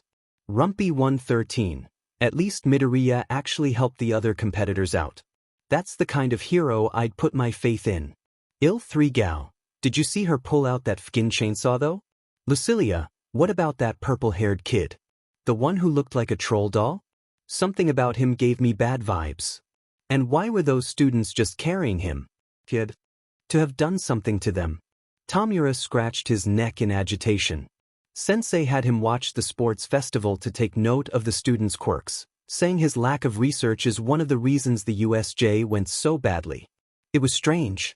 Sensei didn't seem very upset about what that green-haired brat had done to him, even after the doctor had told him that the partial cauterization meant it would be impossible to restore his arm even with super regeneration. In fact, Sensei was pleased. In the way he usually was when he saw a quirk that really interested him. He wondered what Sensei... Tamura, bring me a drink. Cinder cried from the couch. Get it yourself. Tamura snapped, upset that his internal narration had been interrupted. I have bullet holes in my legs and I don't know where Kurogiri is. Selfish beach. Tamura grumbled. A large, concrete pool was constructed, and several large boats were dropped in. Each boat was equipped with cannons designed to fire large water balloons. But the goal wasn't to sink the opposing ship. Each student had a flag, each one bestowed a number of points depending on their placement in the first round. Izumi Midoriya had 10 million points. The goal was simple: gather flags to get your team the most points. This meant boarding each other's ships. There were 7 ships, each with a team of 6, and there would be 7 team leaders. The 3 teams with the highest total number of points would advance to the tournament. As the first-place participant, Izumi was allowed to choose her team first. Her teammates were Kinoko, Yanagi, Tetsutetsu, Lemon, and Azui. I'm so excited. Lemon was vibrating. Personally, I'm glad Midoriya picked me, Karo. Tsu mused, finger on her chin. We're pretty much guaranteed a win. So what's the plan, Midoriya? Tetsu asked. Marine, sitting on the side of the boat, sighed. I miss land. Then the round started. Fire the starboard cannons. Marine cried as she leapt for the wheel. What? Tetsu asked. The right side. Marine huffed. Oh. Water balloons were flying, both boats and students getting soaked as they attempted to get close enough to board. Deku. Oh, there was that too. You didn't win the first round. You hear me? That was all a hiffing fluke. Bakugo snarled as he launched himself into the air. At the same time, the water froze over, stalling the ships in place. Can't have that. Marine changed into Tamashika, who let loose a wave of fire that melted the ice. After a moment, the water froze over again, Todoroki leaping onto the ice. Only for Tamashika to melt it again, sending Todoroki into the water. I can do this all day. Tamashika called. Unlike you, I don't overheat. Todoroki looked sad. Meanwhile, Bakugo's group had boarded the ship. Lemon was standing in front of Bakugo. Get the F out of my way, strawberry hair. This is between me and Deku. No. There's no need for that. Lemon spoke gently. Let's calm down now. A wave of something washed over Bakugo. It's okay. You've been working hard, haven't you? Hasn't he? You must be all stressed out. Maybe you should let me hang onto that flag for you. That sounded right. Dude. Bakugo. What the hell? Bakugo jolted. What, Ash? Why did you give that girl your flag? Kirishima asked in disbelief. Bakugo looked down to notice his flag was indeed missing. Then he noticed Lemon leaping around with it in hand. You bitch. Bakugo roared as he launched after her. Must be so nice being blessed with such a powerful quirk. Marine tilted her head. The purple-haired JRK had jumped onto the ship and started harassing her. Me? Everyone's always been walking on eggshells around me for my villainous quirk. You have no idea what people like me have to go through day after day. He seemed to be trying to get a reaction out of her. Was his quirk response-based? All you spoiled little hero brats acting like you're hot sheet just because you passed that biased entrance exam. My quirk was useless against those robots, unlike your flashy little gift. Maybe Izumi would make tacos for dinner. She hasn't had those in a while. Damn it. Say something. What do you want me to say? Shinso grinned briefly, before recoiling as if struck by an invisible force, stumbling back, his nose gushing blood. What the F dash? Dude, every single one of my personas has a mind of their own. Marine pointed out. You just tried to use a mental quirk on over 20 people at once. God damn it. Shinso lunged. His movements were sloppy, slow, and predictable as Marine easily parried. What the hell even are you? I'm Dash. Marine grabbed him by the shoulders. Horny. Shinso let out a strange squeaky noise as Marine slammed her knee into his crotch, grabbing his flag as he collapsed. She turned to saunter away. A brown-haired girl stumbled out, blinking owlishly at Marine. Oh, you're Deku, right? Midoriya? Uraraka asked. Oh, I'm not. Marine spoke in an uncharacteristically cold voice. My name is Izumi.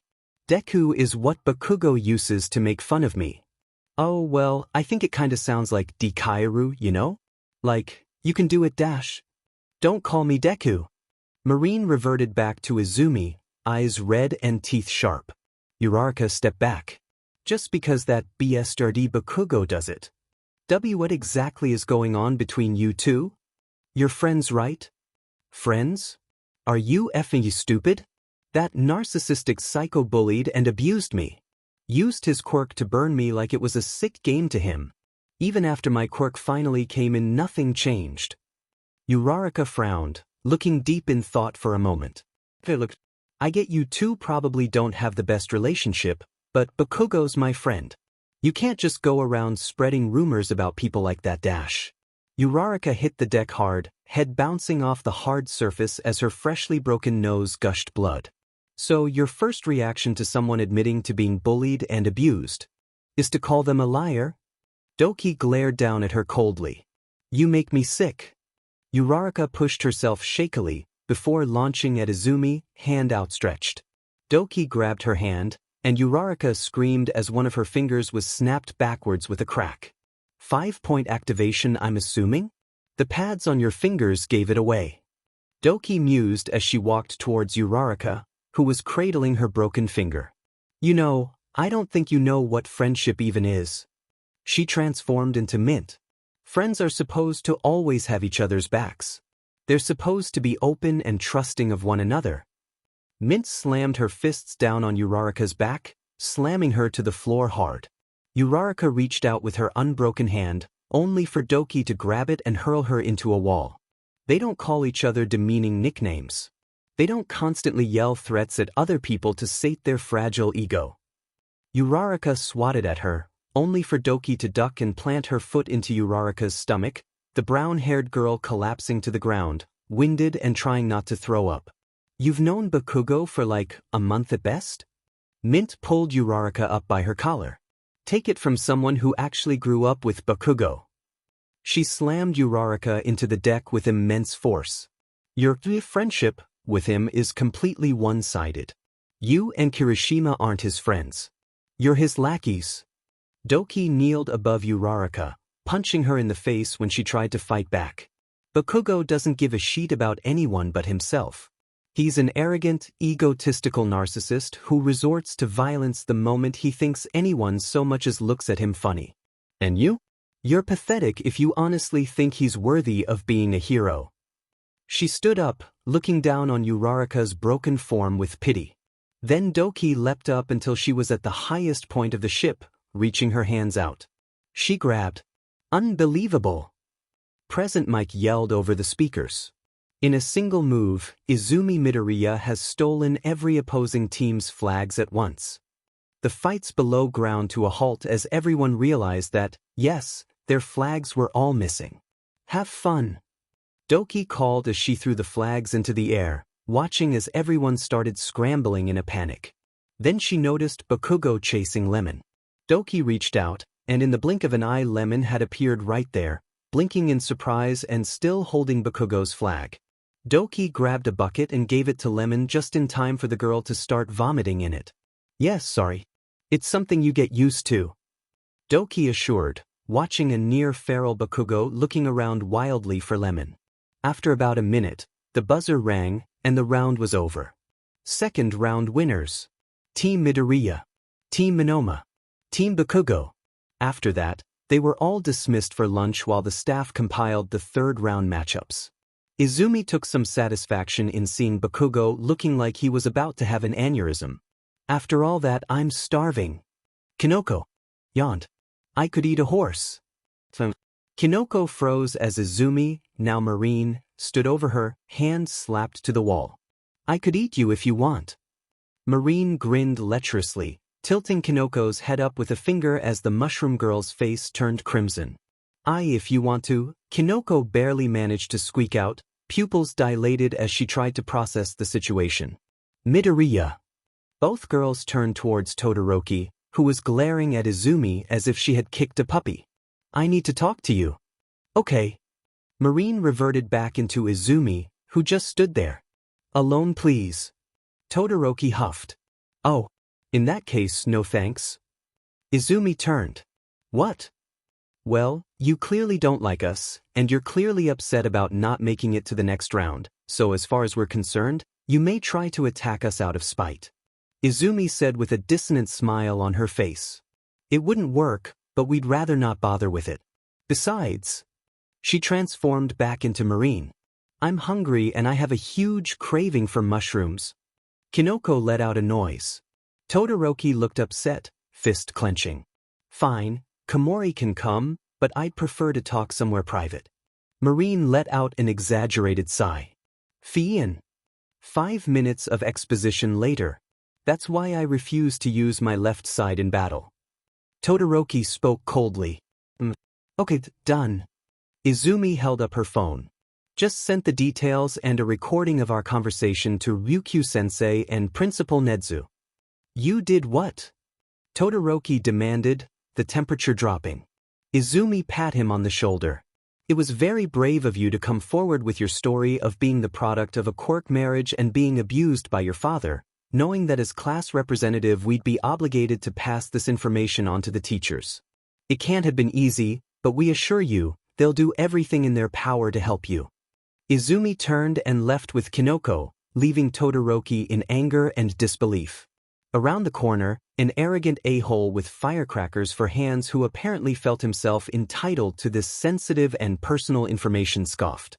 When they got to the cafeteria, there was another problem. I'm telling you, that's what Sensei said. Mineta explained. Yaoyorozu looked unsure of what Mineta and Kaminari were telling her. What's going on? Izumi asked, walking over with Kinoko. Well, apparently Sensei wants us to act as cheerleaders in the lead-up to the next event. She cupped her chin. Looks like I'll have to make the outfits myself. I just don't understand why the school couldn't provide dash. Yaoyorozu, you can't seriously be this gullible. Izumi interrupted. Huh. Izumi suddenly transformed into a green-haired girl. Series fauna. Rejoice saplings. Reject the pain of flesh and become trees. A vine-haired girl from 1B yelped as her quirk suddenly acted of its own accord, shooting out and restraining the startled boys. First of all, Ryukyu-sensei has our phone numbers, so there's no reason why she couldn't tell us this. Herself, even a quick text would have sufficed. Second, never in the sports festival's history have they made students act as cheerleaders. You usually hire some, so there's no reason for them to change things so suddenly and without forewarning. Third, she pointed at the two boys. Why in the name of sap would she send this kind of message through Mineta of all people? You. Yaoyorozu paused to think. Actually, you have a point. Mineta and Kaminari looked nervous as Fauna proceeded to text Ryukyu. Now you two sit here. Someone will come to pick you up. She went to finally get her lunch as the vine-haired girl looked on in disbelief.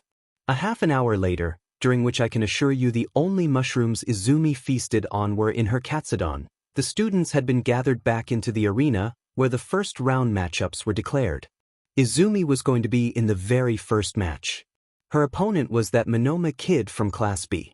She had been told to wait in the waiting room for the match to start.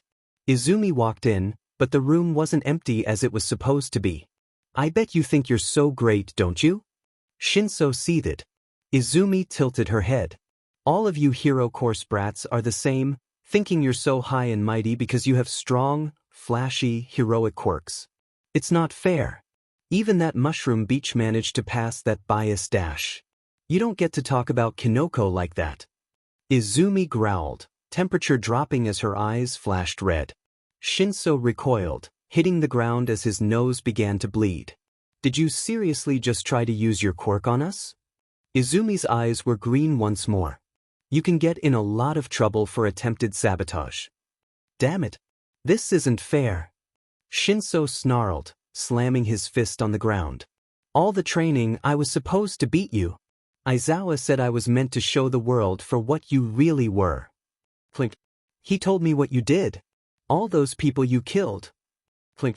But why does someone like you get to be in the hero course when I'm the one being treated like a villain? Clink.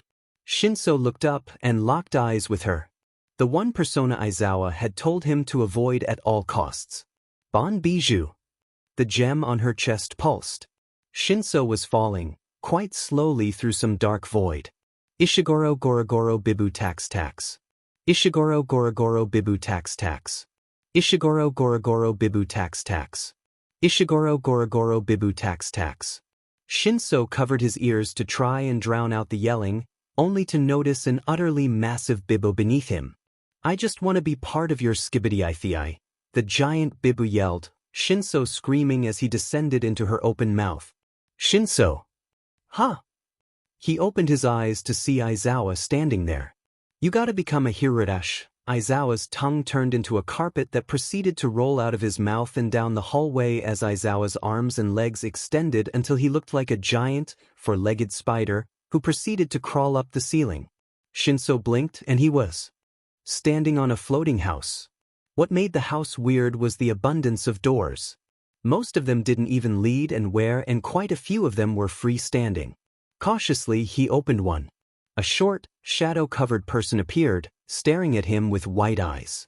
Boatgoesbintd. Shinso screamed, and he was falling again. Then he stumbled into a room that was empty save for a single toilet in the center. Then a head popped out of the toilet. You enjoying the ride, friendo? Shinso screamed. In reality. Skibbity. Skibbity. Shinso was in a fetal position, rocking back and forth, his eye bags somehow looking worse than normal. I will have him placed in the same mental health facility Aizawa was. Ned's amused. What about what Midoriya told us? It sounds like Aizawa leaked sensitive information to Shinso. Tashinori spoke up. I will look into it. I can also say for certain that any chance Shinso had of joining the hero course, slim as it may have been, was forfeited when he tried to illegally use his quirk on Midoriya. Shame. Mineta had just been booted to Gen Ed 2. The only reason the pervert wasn't expelled outright was because he didn't actually manage to go through with that little stunt of his, though Nedza gave it a matter of time before he screwed up. Kaminari, on the other hand, was on thin ice. Sticking your giant for Narisler, Shinso whimpered. The crowd was practically roaring with excitement as Izumi and Manoma stepped out onto the field. So, you're the one who beat that bioengineered monster? Manoma scoffed. Don't go patting yourself on the back. I'll be glad to knock you arrogant 1A dogs off of your self-built pedestal. Izumi tilted her head. Begin. Manoma lunged forward and grabbed Izumi's wrist. Izumi just stared curiously as he leapt back. Aha! The boy cackled. You stupid, naive girl. Now witness in awe and terror as I wield your own power against you. There was a flash. The crowd went silent. Staring. What the F is this? The turtle cried. Vidal 987. Best tech Sundra. What the F dash? Vidal cried. Hold on. What can I even dash? There was a pop as a bottle of banana rum appeared beside him. God damn it, how do I change back? Whoa hey. It's a turtle. The purple-eyed cat girl exclaimed. Fillion. The author honestly worries she's gonna get herself seriously hurt one of these days. Put me down. The turtle whined. Fillion set him down. Upside down. God damn it. Vidal complained as he flailed his legs. Fillion nudged him with her foot, causing him to spin. Stop. Fillion kept nudging him, spinning him faster and faster. Stop. For F's sake, stop. But okay, I yield. I give up. Stop or I'm gonna puke. Nito Manoma has forfeited. Izumi Midoriya is the winner. Midnight called. Izumi walked out to the confused cheers. Overall, the first round matches were interesting. Lemon had used her quirk to compel Uraraka to walk out of the ring.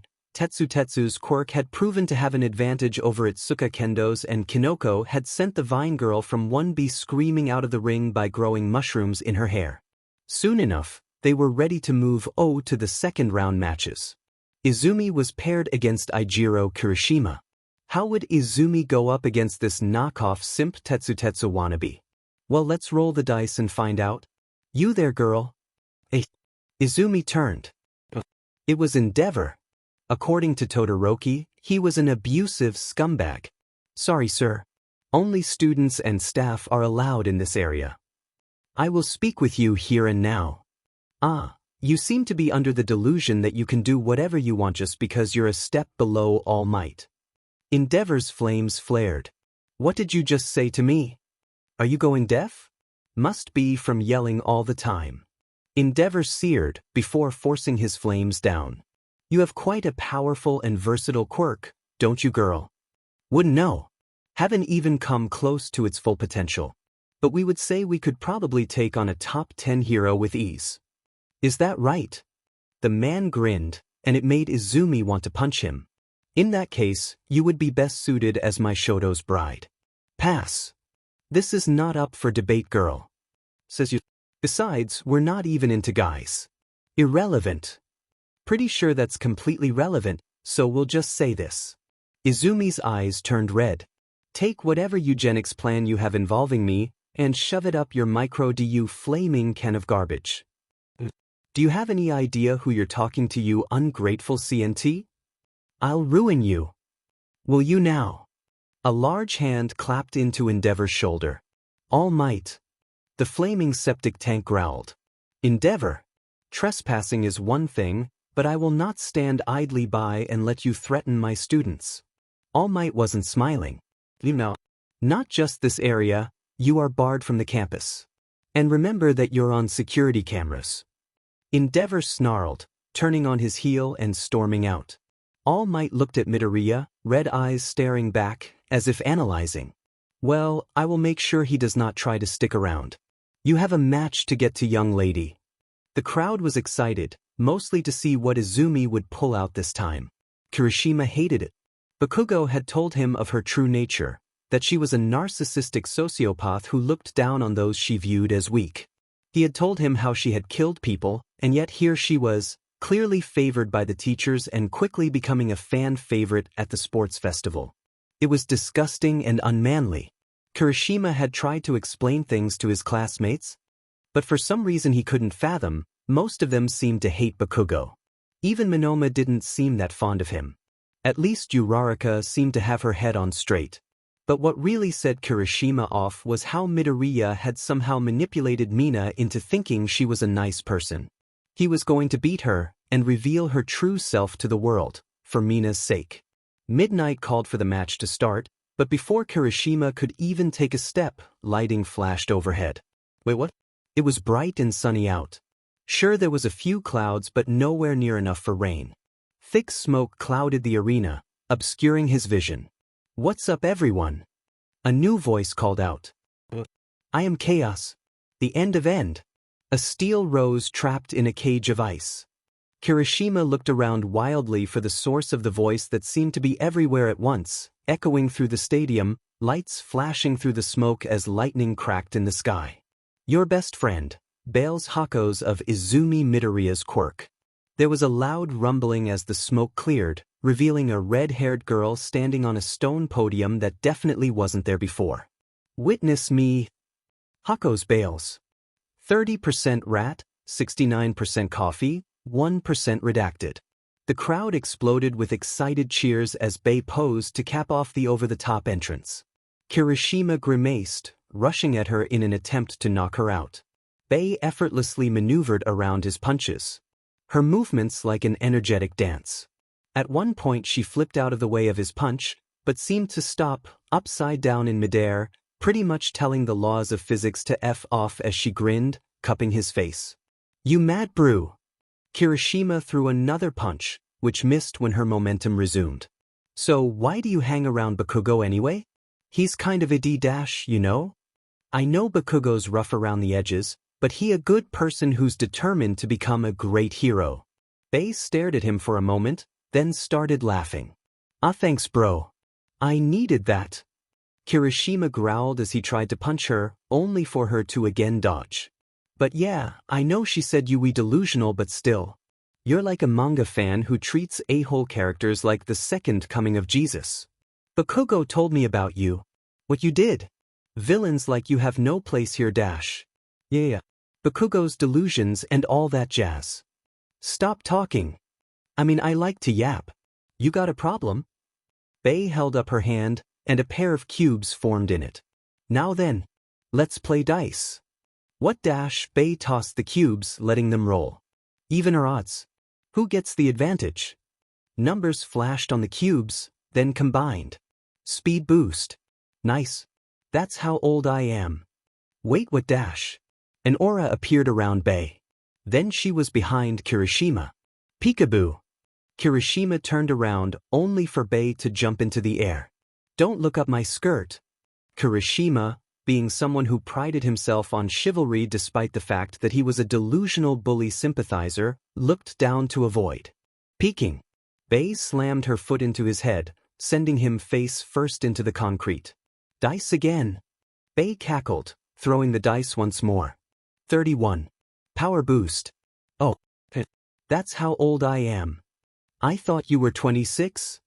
I'm as old as the dice say I am. Kirishima went to speak, only to be surrounded by a red aura. What dash? Even numbers, I get an advantage. Odd numbers, you get the advantage. Bei explained.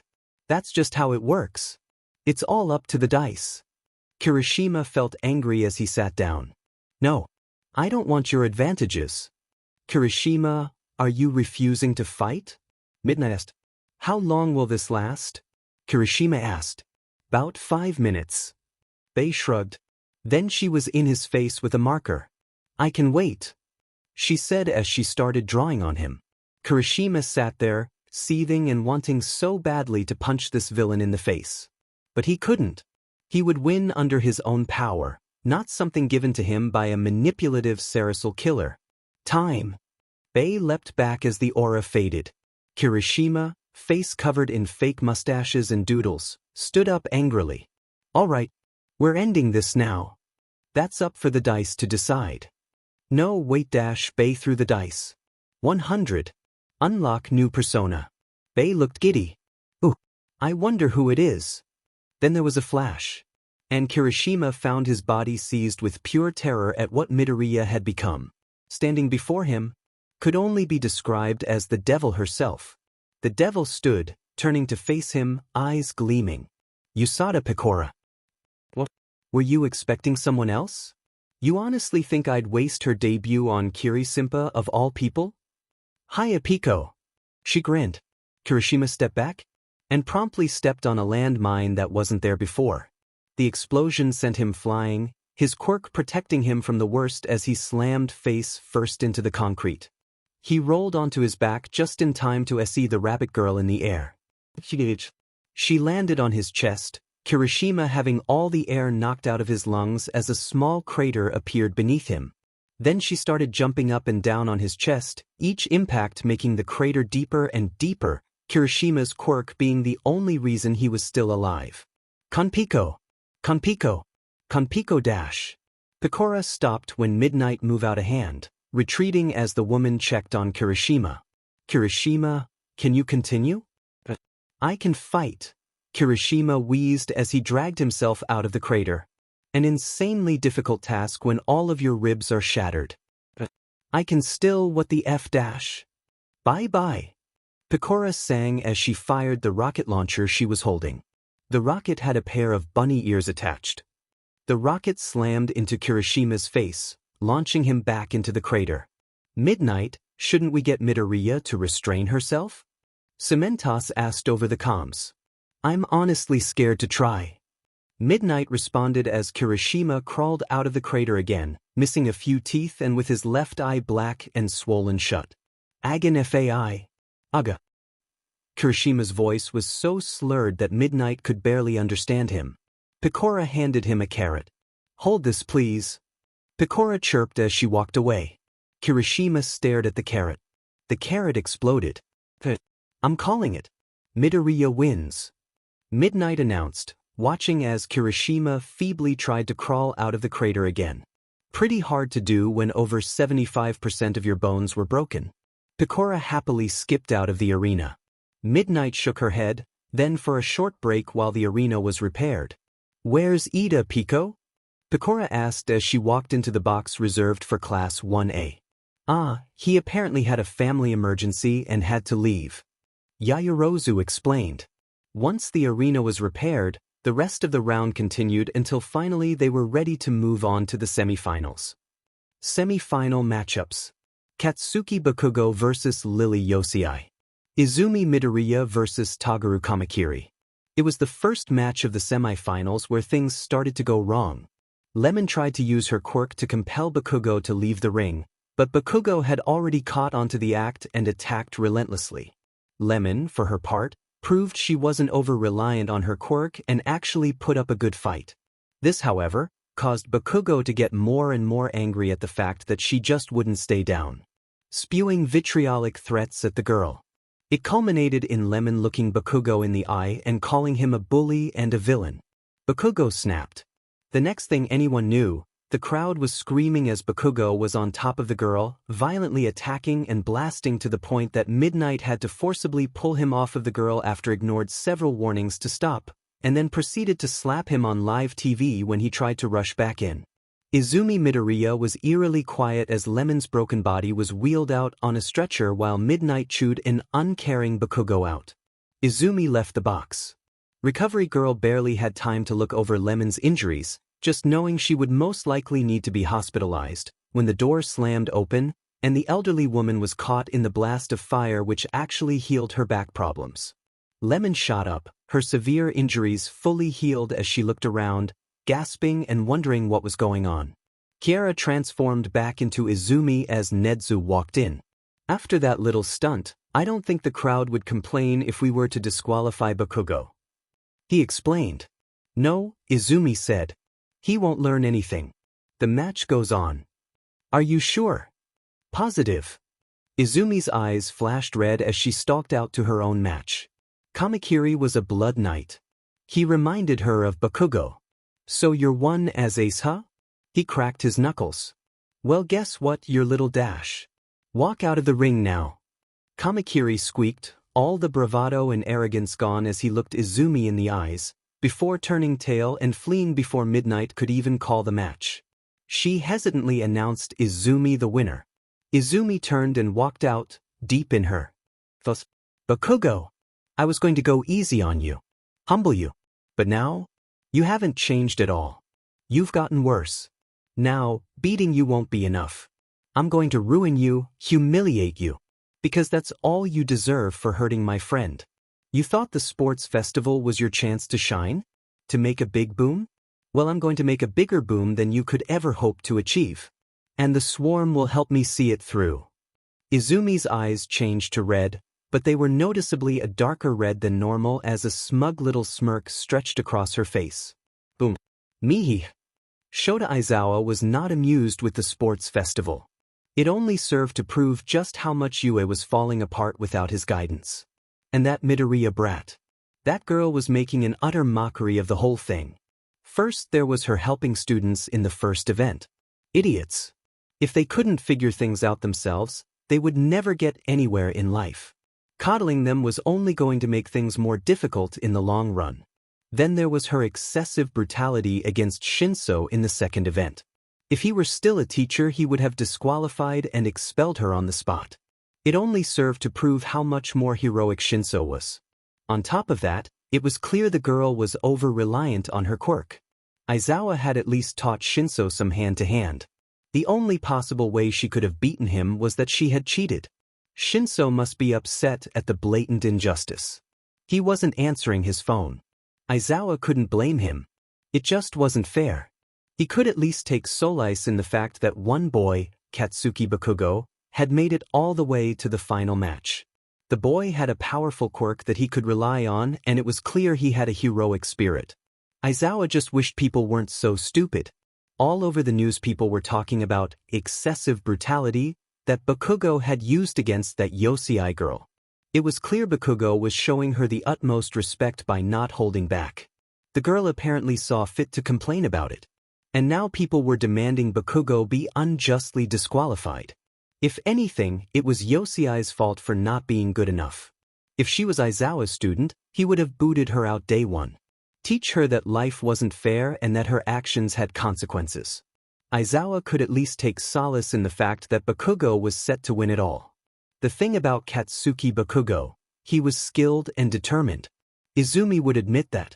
Though personally she would replace determined with the most unbelievably stubborn jackass she had ever had the displeasure of meeting. But he was also temperamental and impatient. Izumi honestly believed that if given a chance, he would charge into a hostage situation, willfully putting the hostages at risk just because he got sick of waiting. Izumi was going to use that to her advantage. She would draw the match out as much as she could. Let Bakugo get angrier and angrier, let him get sloppy in his frustration and impatience. All while Izumi made a fool of him on live TV. Surprisingly, Manoma turning into Vidal had caused the twin shadows to stir in their slumber. So she would let them awaken. This would be a spectacle to remember. Izumi and Bakugo took their places in the ring, the blonde sneering at her like she was a piece of filth stuck to the bottom of his shoe. He also seemed agitated at the fact that the crowd was booing him. "You're effing dead, Deku. You hear me?" Bakugo growled. "Bakugo!" Midnight shut off her mic. "I'm going to say this once.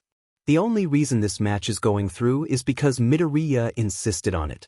I see even a hint of a repeat of your last match, and you'll be disqualified on the spot and possibly removed from the hero course. Is that clear?" Bakugo snarled, looking away. Of course, that FNG murderer was interfering in his origin story. He'd show her. He'd put her in her place once and for all. "Ready?"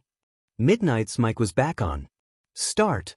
Before Bakugo could even take a step, the stadium was silenced as the retractable ceiling, normally used in cases of bad weather, closed on its own, plunging the stadium into darkness to everyone's confusion. Then the spotlights kicked on. Standing there, holding a microphone, was a brown-haired girl in a black school uniform. Evil Nuro. The evil one. Then the music started and pyrotechnics kicked on. She's been told before. No one does it like her. Automated war. I'm the newest king of your tragedy. War. See the consequences. War. It was your decision. War. Submit to me my mission. War. Praise me. Take you all to my new nirvana. You got what you wanted. Blood runs on me. Come alive. And now I'll tear you. Dude. You said I'm crazy. Here's Insane. I swear I'll put you all to shame. In the end it was just too effing good to regret. Regret, regret. Did she just flip him off? No. Snapping out of his stupor, Bakugo charged with an angry shout. Evil snapped her fingers, and a bunch of metal pipes fell out of nowhere, crashing onto Bakugo. Elevated, a new predator. I'm the apex and you made it so. I'm a god now when I level up. Oh, think I like it, I'm so destructive, hear my voices. When you realize you're all doomed.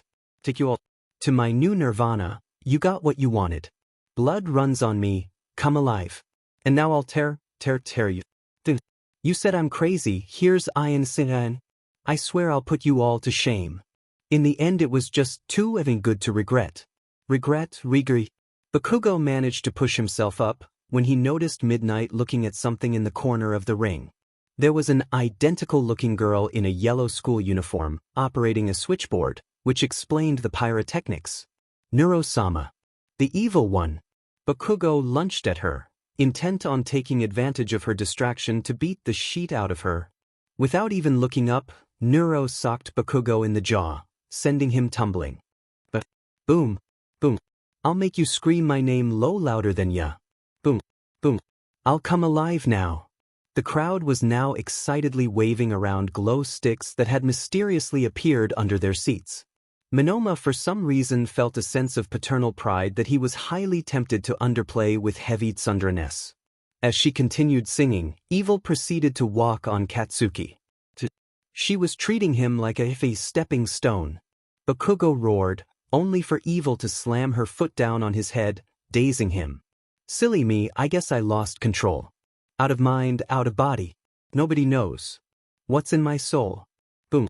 You said I'm crazy, here's insane. I'll come Ollie live now. Boom. Say my name low louder than yuff. Boom. Now I'll do ye. Doin'. You said I'm crazy, here's insane. I swear I'll put you all to shame. In the end it was just too even good to regret. Regret, Rieger. The music came to an end as the crowd roared with excitement at the impromptu concert. Deku, Bakugo snarled, lunging at Evil. Bakugo squeaked, collapsing to the ground and holding his crotch in agony as Nuro stood over him. Nuro then grabbed at Bakugo's waistband, yanking his underwear up and over his head in an atomic wedge. Then Evil dropped pipes on him. 3 more times. Oh my gosh, this is so much fun. Are you experiencing the joy of metal pipes, Nuro? Evil asked. Pipes can't even begin to compare to spinning. Nuro retorted as she began spinning. On the y-axis. Somehow. Don't be a donut. Obviously booming is superior. Boom. The air around Bakugo randomly exploded. Maybe we should ask Minnie or Camila to settle this debate for us. I'm pretty sure they aren't even awake yet. Evil responded. Oh my god, you're right. We should try waking them up. Maybe running them over will help. Do you think Doobie would care if we borrowed her train? That's an amazing idea. Stop ignoring me. Bakugo shouted as he launched at them. The two casually sidestepped the explosion. Do you hear something, Evil? I think there's a bee in here. We might have to burn this whole place down. Nuro stated. This is all just a FNG joke to you, isn't it, Deku? Bakugo snarled. All of it was just a FNG joke to you. Aldra and Auntie. Nuro and Evil froze, eyes flashing green as they suddenly transformed back into Izumi. The air seemed to grow heavy, so thick you could choke on it as Izumi slowly turned toward Bakugo. 4 years. Izumi said. I had to endure your abuse for 4 years. She took a step toward. When your quirk came in and mine didn't, suddenly you were the hottest sheet around and I was a subhuman freak. You're the reason Henya doesn't like to manifest very much. You beat me, burned me, scarred me without a hint of remorse. You enjoyed every minute of it under the delusion that I was looking down on you. Even after my quirk finally came in, nothing changed. I thought we could be friends again, but I honestly don't think we ever were friends to begin with. And after all that, after all the abuse you subjected me to for your own sick amusement, you have the nerve, the sheer effing audacity, to call my mom Auntie? It's not my fault she had an abnormal freak for a daughter. Izumi's eyes flickered red, only to suddenly go back to green. Stay out of this gore. This is my fight. Bakugo lunged, arm out for a big right hook. Another thing about Bakugo. He was over-reliant on his quirk to a fault. Pretty much all of his moves had his quirk involved in some way, even the punch he threw, having used his quirk to propel himself toward her. He was also predictable. Always starting fights with a big right hook. Let it be known that despite Aizawa's delusions, Izumi was not over-reliant on her quirk. She had spent 6 years training her body and fighting skills in her base form. She dodged under the right hook, grabbing Bakugo's arm and judo flipping him. Bakugo wheezed as all the air was knocked out of him. Izumi hooked her leg around his arm, using one of her arms to pin his other arm down. Go ahead then. Bakugo snarled. Let that effing shark beach out. Show everyone the villain you are. Izumi punched the underside of his jaw, causing him to bite his own tongue hard enough to draw blood. Stop pretending you care about that. Izumi snarled. You don't give a shit about anyone but yourself. What happened 6 years ago?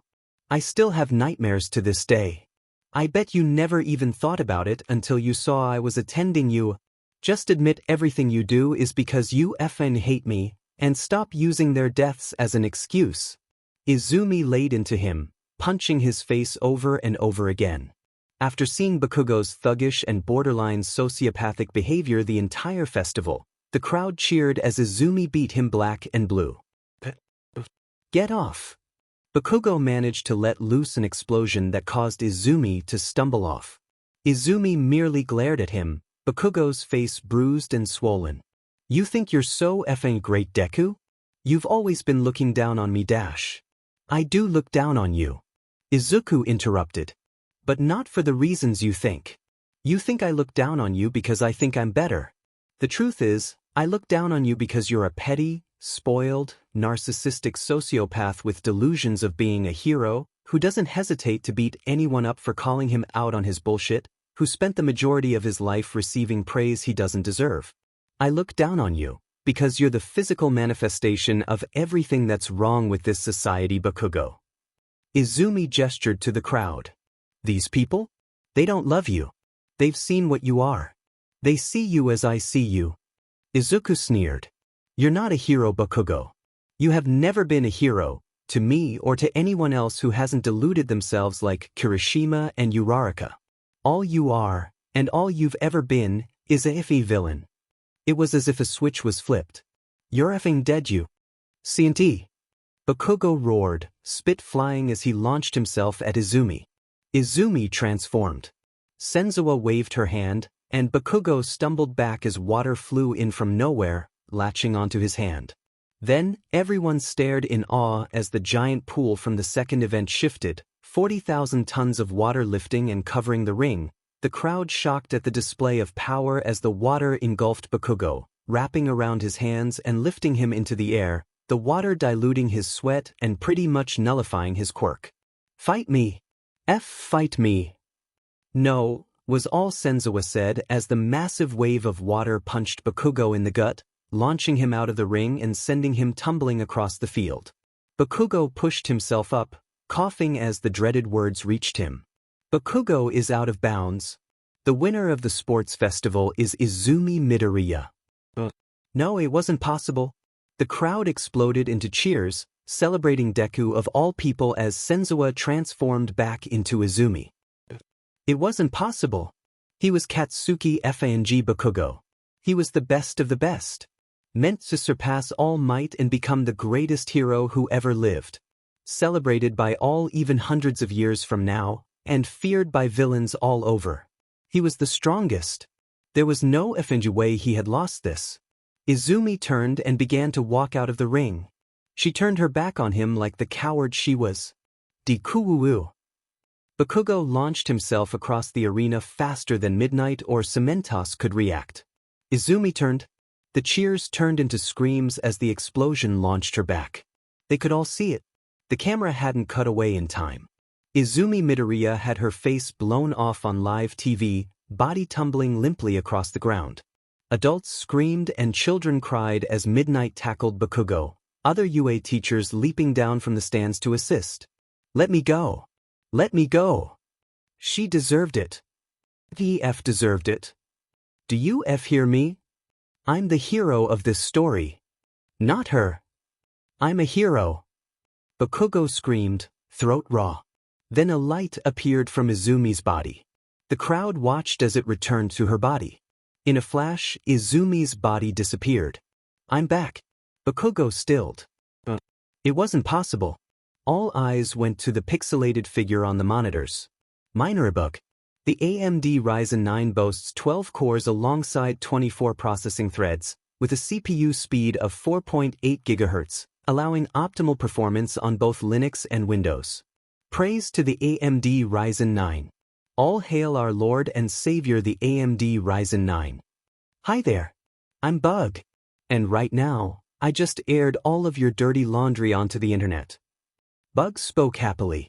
Some might say that was a bit excessive, but you did kinda blow my face off a moment ago, so I'd say it evens out. To prove her point, clips popped up on screen, taken from both cell phone recordings and security cameras that showed Bakugo throughout the years. Bullying, beating, illegal quirk usage, suicide baiting, everything was shown. It also showed how Bakugo's teachers did nothing to curb his behavior. In fact, they actively encouraged it. It even showed Bakugo's favorite victim. A girl with silvery blue hair whose quirks seemed to allow it to defy gravity. It showed how she had even been hospitalized several times from Bakugo's abuse, But nothing was ever done because of her weak quirk, not wanting to ruin the future of a potential hero. Just like that, Bakugo's fate was sealed, dragged kicking and screaming out of the arena in cuffs to await the police as the crowd exploded at how someone like him not only got into UA, but into their prestigious hero course as well. Nedzu laughed. He wasn't worried. He had already prepared everything necessary in case something like this happened. He had all the evidence necessary to prove that Bakugo's records had been faked. It wouldn't completely quash the backlash UA would receive. People always found something to complain about after all, but it would limit it. If anything, the backlash would be diverted to Bakugo's previous schools that enabled his behavior, allowing him to become the sociopath everyone saw today. As for Izumi, the author had bug revert back into her when the android started snooping through his files to discover that Izumi would be unlocking a certain dragon on Island. Izumi turned and walked out of the arena, not caring as Bakugo raged. She was done with him, and she was only looking forward to what the future would bring. Due to the incident at the sports festival, the awards ceremony wasn't held. The students were merely given their medals and ushered home quickly so UA could deal with the shitstorm Bakugo's behavior had kicked up. During this time, the HPSC was in a tizzy. President Swordwalk was of course sad at the loss of someone with so much potential, or whatever delusions she had cooked up. Her secretaries had to convince her that pulling Bakugo out of prison with a full pardon was a terrible idea, given his horrible reputation with the public and the fact he had committed attempted murder on live TV. It would only serve to make the commission look complacent in his behavior. So she was forced to wait for a new opportunity to present itself, however long that would take. Lemon was having fun. She had invited Midoriya to one of her streams, and the fans loved her for her unique quirk and her many unique personalities. "We sound exactly alike?" Lemon read the comment. She and Fauna looked at each other. "I'm not hearing it." Fauna stated. "Me neither." Lemon shrugged. And there were plenty of fun moments. "Haha frick." Fillion buried her face in her hands. "After all, this was you laugh, you lose." And she laughed. "All right, snackers. Let's spin the wheel." She groaned as she promptly spun her wheel of punishments. "Get zapped." "Get zapped? Frick. All right, let me get the shock collar FU. A green rift had opened behind Fillion as she was suddenly pelted with electrical arrows. The rift snapped shut as she whirled around, looking for whatever the frick had just zapped her.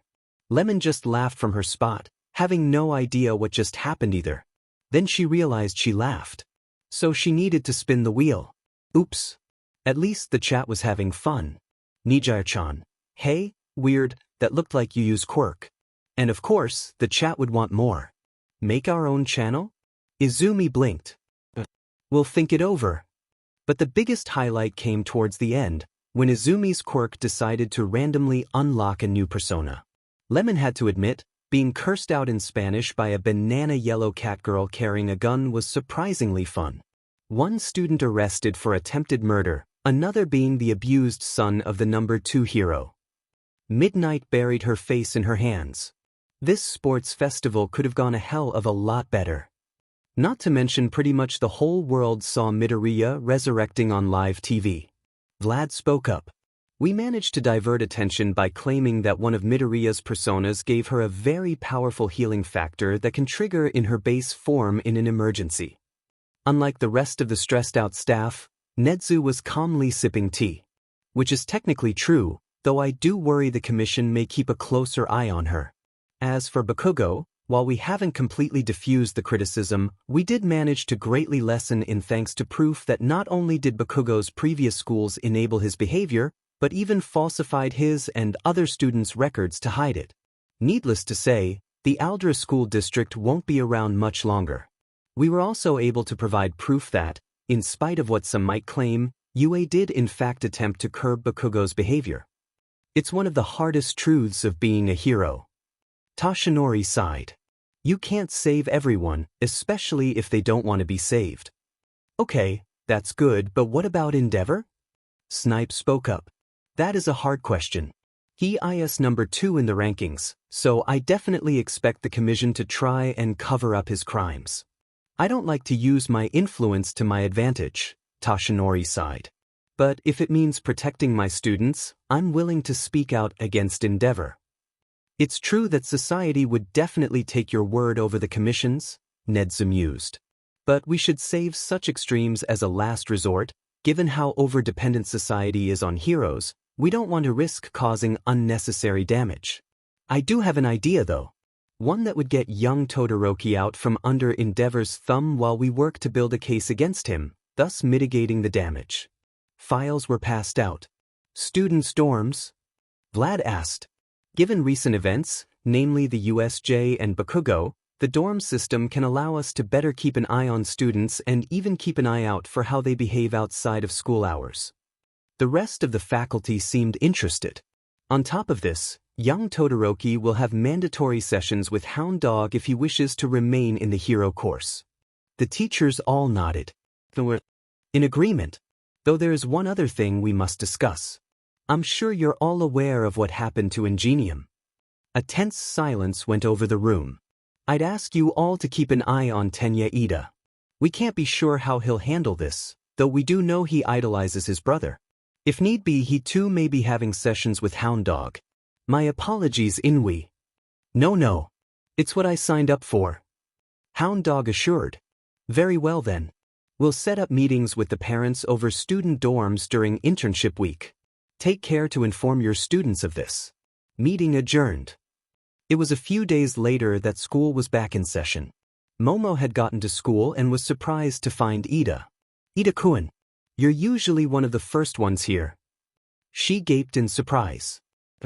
Yaoyorozu, things have been hectic the past few days.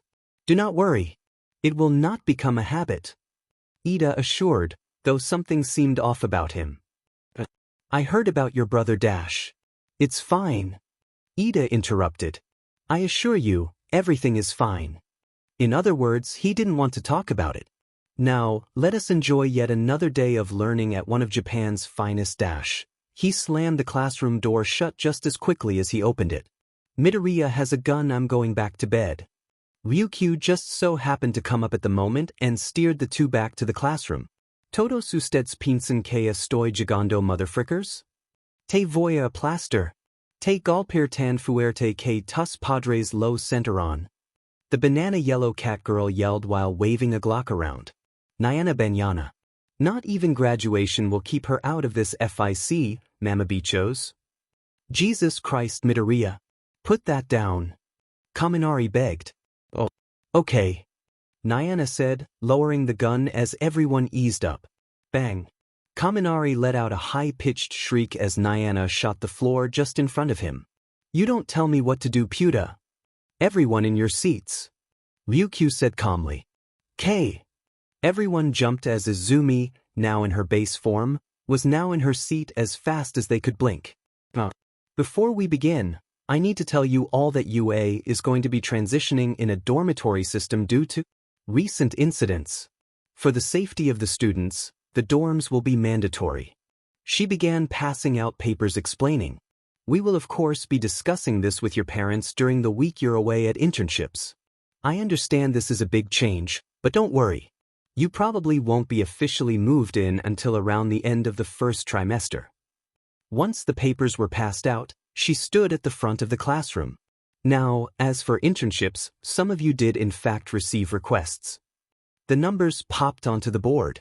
Midoriya, Todoroki, Yosei, Ida, Azui, Tetsu, Ashido, Komori, they're usually a lot more spread out, but holy crap. I know Midoriya got first, but I didn't expect her to get so many. Kaminari exclaimed. I don't even think there's that many heroes in Japan, Karo. So you spoke up. Quite a few of Midoriya's offers came from other countries. Ryukyu explained.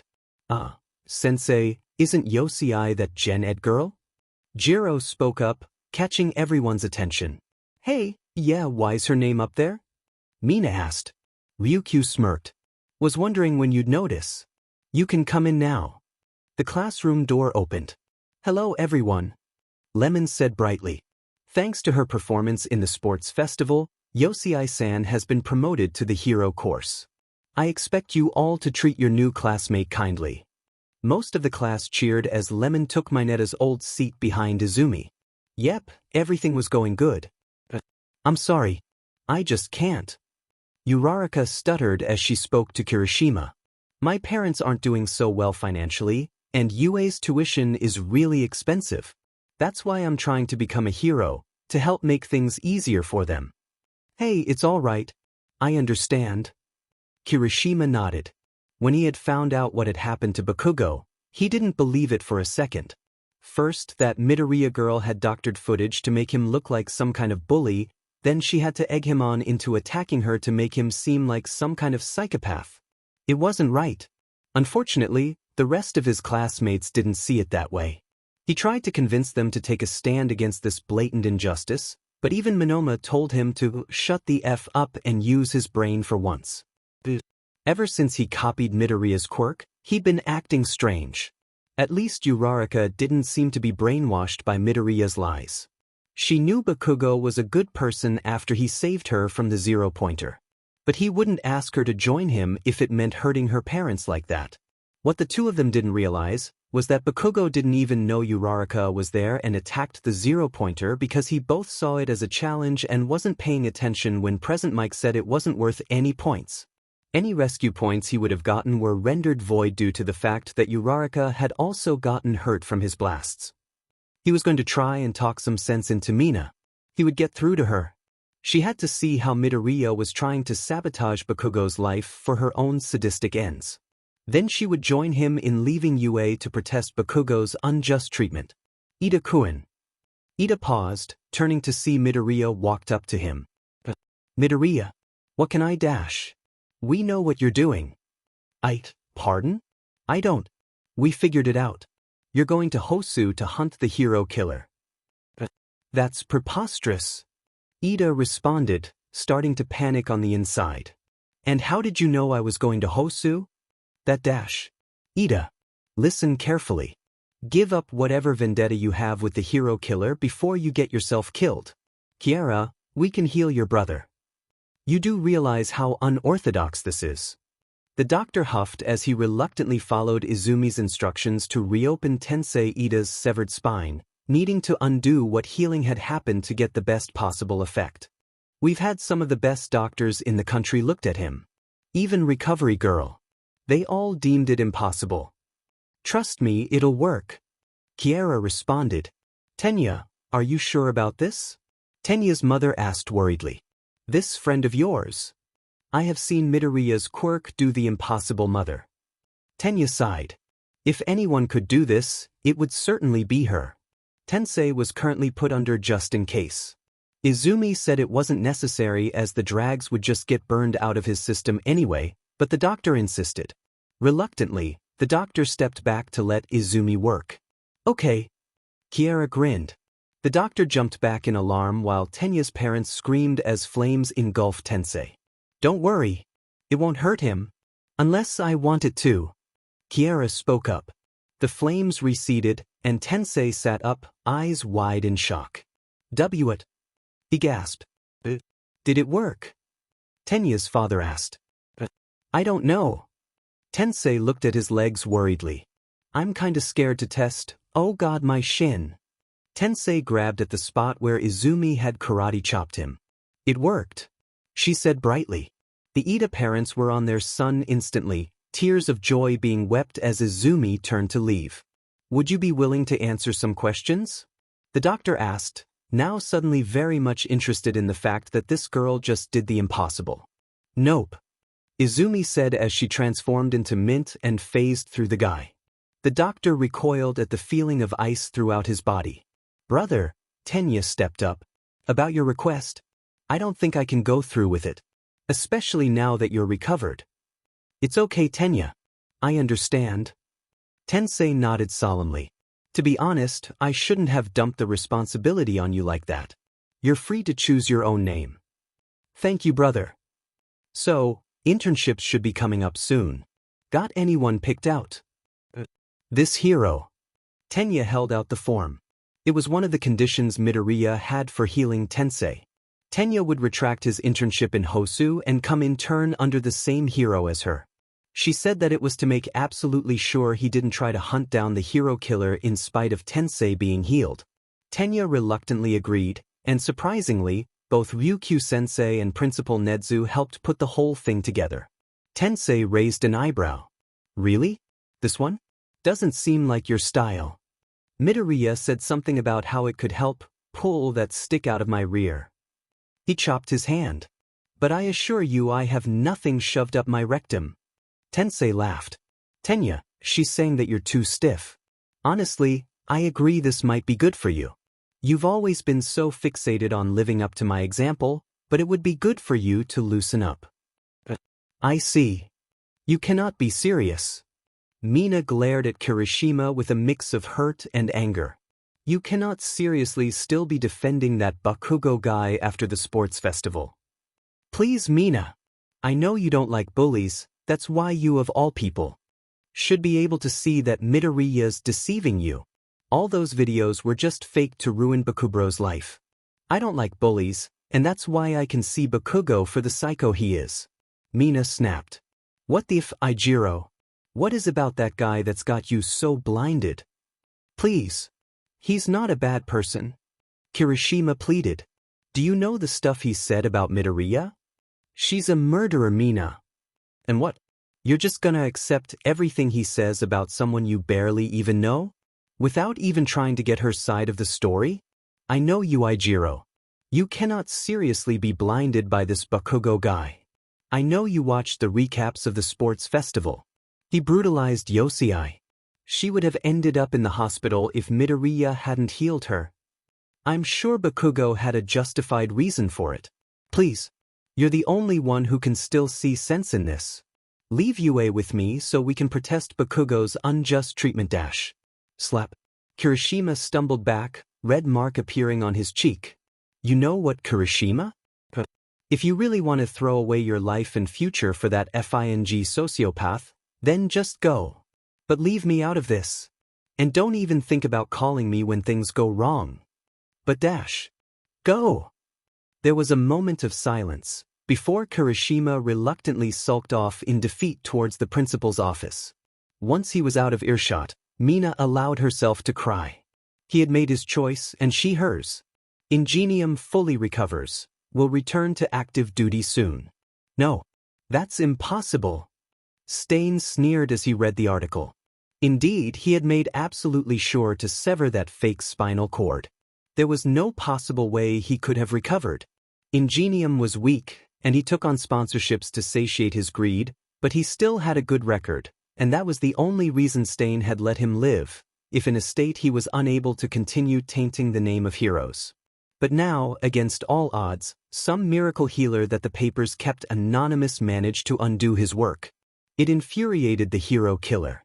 Stain had scoped out the Ida 10 agency, but security had been pretty much tripled, as if they fully expected the hero killer to come and finish the job. They should be afraid. After he found this miracle healer and ended their life for enabling this fake, he was going to find Ingenium and finish the job once and for all, for having the nerve to continue sullying the name of heroes like nothing had happened. Time passed, and the week of internships came. Ryukyu-sensei had seen them off at the station, warning them to behave themselves and to not put on their costumes until their mentors said otherwise. Izumi and Ida were sat awkwardly on the train. Ah, right, Midoriya, my parents and brother asked me to give you this as thanks for what you did. Ida said as he rummaged through his bag. Ida, we don't want any reward. Izumi assured. I suspected as much, but my family insisted on at least giving you something. He held out a boxed action figure, which Izuku immediately swiped. Oh wow. A mint condition first run figure of your father. The retired former head of the Ida 10 agency, the speed hero, Ajra. These are impossible to find nowadays since only 2,000 were ever shipped due to a filing error. You certainly know your stuff. Ida coughed, surprised at Midoriya's knowledge. Midoriya, I've been meaning to ask, why do you seem so fidgety today? Indeed, the girl seemed oddly antsy. Been like that since last night. Maybe we'll unlock a new persona soon. Well then, as long as she's not as chaotic as Nyana. Izumi's eyes flickered pink as she gave a sharp-toothed grin. I'll be so much worse. It sent a shudder down Ida's spine. Eventually, they got off the train. Right this way. Izumi started leading Tenya in a random direction. Midoriya, you haven't even looked at the map. How do you know we're going in the right direction? Intuition. Ida blanched. I still think we should look at the map. Tried, just made our head hurt. Maybe it's the unawakened persona's influence. But here we are. Indeed, they had somehow arrived at their destination. Ida was baffled. Despite Midoriya's attempts to barge right in, Ida did manage to knock on the door. After a moment of waiting, they walked in. Hello? Is anyone there? This is Midoriya and Ida. We are here for our internships. Ida called out. Silence. Maybe they went out dash. Izumi transformed into Mint just in time for a foot to phase through her, striking Ida in the jaw instead and sending him to the ground. Nice reflexes, girly. This is gonna be fun. The hero grinned down at Ida as he picked himself off the floor. So you're Ingenium's little bro, huh? Gotta admit, I really only took you on cause the girl bargained for it. See, I don't really take on interns, but when Greenie here turned into that crazy blue rabbit chick during the sports festival, I just had to get my hands on her. But don't worry. Our fighting styles are pretty compatible, so you won't be leaving empty-handed. She smirked viciously. Now get up. You two are gonna fight me. Thus began their internship with the number 5 hero, Mirko. Ida wheezed as he hit the ground for the 37th time. Yes, he had been keeping count. Not giving up, are you, squirt? Mirko grinned down at him. Ida pushed himself up, launching another kick that the woman easily countered. Your movements are sloppy. You're angry. What? Tell me what's pissing you off, cub. The whole thing with your brother? Tenya grimaced. He's going to recover, but still, the hero killer is known to target those he deems false heroes. So the fact that he targeted your brother feels like an unforgivable offense. Yes. You want to hunt down the hero killer and take revenge. Ida remained silent. I get it, kid. You're set off. You want vengeance. You can't possibly understand how I feel. Maybe not, but I know what it's like to be angry. When I was your age, everyone treated me like a dainty little girl because of my quirk. Set me off to no end. That's why I trained as hard as I did, even ended up participating in some underground fighting rings. Taught me a few things about anger. Mirko grinned. Control. It's okay to be angry, kid, but the second you let that anger take hold and control you, you've lost. She stood. Now, get up and go cool down for a bit. Tonight, I'm taking you personally out on patrol. Then her grin turned feral as she called out. Midoriya, get over here. I'm gonna teach you how to rip someone's head off with your thighs. Midoriya had been asked to stay back so Mirko could deal with Ida personally. The green-haired girl was actually surprisingly receptive. She had become increasingly hyperactive since the internship started, so Ida was surprised she would even be able to sit still. The sun was setting when they left the temporary agency. According to Mirko, night was when villains were more prevalent. Ida had of course protested the fact that she was having him fight villains unlicensed, only for Mirko to ask him what he intended to do when he got to Hosu. Ida was silent. Kid, the purpose of this little outing is to help you get that stick out of your butt and hopefully vent your anger. What do you mean by that? You're trying to model yourself after your brother, but I've met Ingenium and he's never been so uptight and pompous. Ida frowned. That was when they heard a scream. Let's go. Ida took off after the rabbit heroine. They came upon an alley, where they found a woman pinned to the wall by a guy who was tearing at her clothes. Go for it, kid. I'll back you up. Remember. Control. Ida blanched, moving forward. Excuse me, sir. Release that woman at once and come quietly. God damn it, kid. Mirko sighed. The F-dash? Are you some kid playing dress-up? The would-be RPST asked. His voice was slurred and his breath reeked of alcohol. Help. He has a knife. The overly tall fox woman screamed. Shut the hell up, you demon mutant. The criminal backhanded her. You got a nice figure, but that's all you're good for, freak. Ida grimaced, stepping into the light. Sir, you do not want to make this worse on yourself. Drop the weapon and surrender. If you harm that woman dash. The hell's with that getup? You supposed to be some Ingenium cosplayer? But my costume is modeled after Ingenium, yes. The criminal laughed. FID seriously? That guy's a loser. Couldn't even beat the DMN hero killer. Ida grit his teeth at the guy's laughter. The weakling went and got himself thrown in the hospital. Some hero, kick. The man's hand shattered from Ida's kick, his knife clattering to the ground. The F dash? The man's hand glowed red hot as he lunged. I said, Ida's leg locked around the man's arm as he pinned the guy. Get away from her. Ida froze at the hand on his shoulder. All right, kid, that's enough. Guy's out cold. Ida blinked. The man's face was bruised and his jaw was clearly broken. They made sure the woman, Ms. Josiah, was okay, then handed the guy over to the police. Surprisingly, Ida didn't get in trouble. I went overboard, I should be punished. He insisted. Fuck it. Sometimes breaking some bones is necessary when incapacitating a villain. I do it all the time. Hell, sometimes if it gets bad enough you may have to cripple them or even resort to lethal force. He did not like the sound of that. Still, I lost control dash. You retained enough control to stop when I got your attention. That's good. And you gotta admit, letting loose like that felt good, didn't it? A little. Still angry? Luckily, the night's still young. They spent the next few hours beating up villains. Ida cut loose, but not to the extent he did with the first guy. He had to admit, letting loose like that, shedding the rigid persona he had built around himself, it felt good. Cathartic. Despite this though, the vengeful rage remained. He still wanted Stain to pay for what he did to Tensei. Thump. Ida blinked. He had been lying in bed, unable to sleep. Mirko had gone to bed a while ago, and Midoriya was already asleep when they got back. So who? The door opened, and Izumi shuffled in. Midoriya? What is it? Do you need something? Izumi didn't reply as she shuffled closer. There was something odd about how she moved, swaying slowly, stumbling a bit. Her eyes seemed unfocused. Is she sleepwalking? Ida thought, getting out of bed. He would try to gently guide her back to bed before. The sleeping girl suddenly seized Ida by the shoulders, head snapping up as she locked eyes with him.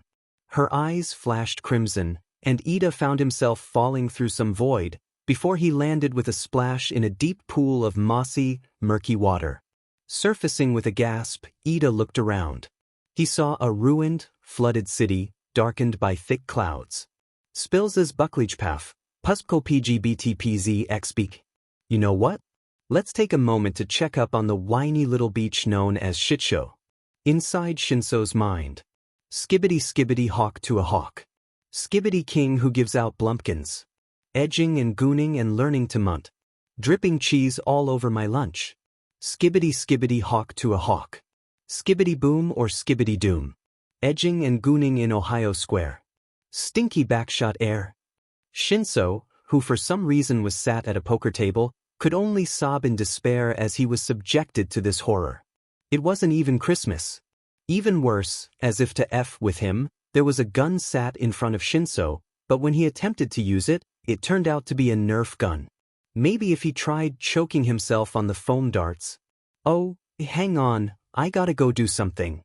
Bibu suddenly said, before vanishing with a pop. There was silence, and Shinso stared to sob in relief as he finally experienced peace of mind. Someone who definitely wasn't Bibu appeared in her seat. Have you ever heard of Chikoadeo? Ida managed to push himself onto a piece of concrete that wasn't submerged, shivering from the cold water as he looked around. What is this place? The city he was in didn't look familiar at all. On top of that, there was a massive dome covering it, with a single hole at the top from which moonlight protruded.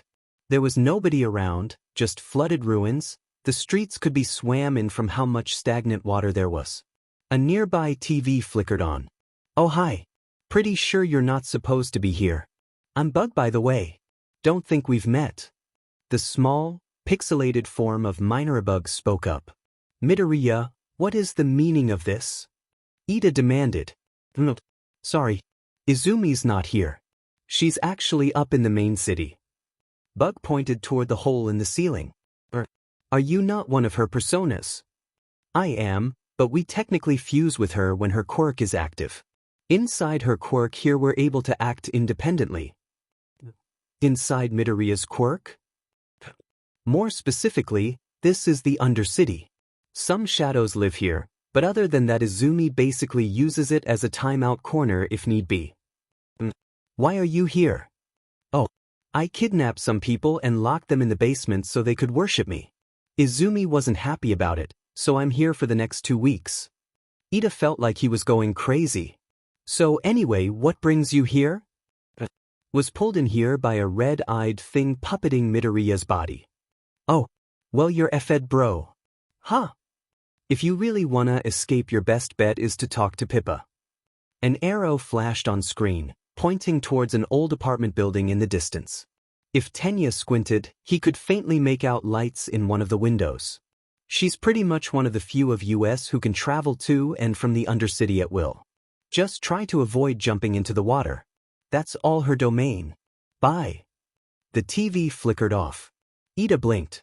With heavy sigh, he turned and began trudging towards the building. He couldn't use his quirk as there wasn't enough solid footing, so he was forced to edge along the flooded streets. As he walked, he passed by what could only be one of those shadows Bug had mentioned. The shadow in particular looked to be a rather short woman with extremely long hair and large horns adorning her head. The shadow seemed to stare at Ida with pure white, half-lidded eyes. It made him shudder in discomfort as he decided he probably shouldn't mess with it. Eventually, he came across a set of stairs that led underground, with a large sign underneath. Aquarium. An underground aquarium felt out of place here, but if this is Midoriya's quirk, he would be better off not questioning. He walked down the stairs, only to come across a shimmering wall of light. A nearby monitor flickered on. You probably shouldn't mess with that. Bug spoke up. What is it? Ida asked. Memories, was all Bug said. Is there another way? You could go around, it's longer but the danger is just about the same. Messing with these memories is dangerous? It harm Midoriya? It might make her upset, but the real danger is her. And just who is her? Gore. Bug answered. She's extremely protective of Izumi, to the point that she's killed people in the past. That's why she's down here. Ida was taken aback by this. One of Midoriya's personas had taken lives? He sighed. You say I'm in danger no matter which route I take? Oh yeah, messing with these memories will definitely PSS Gore off.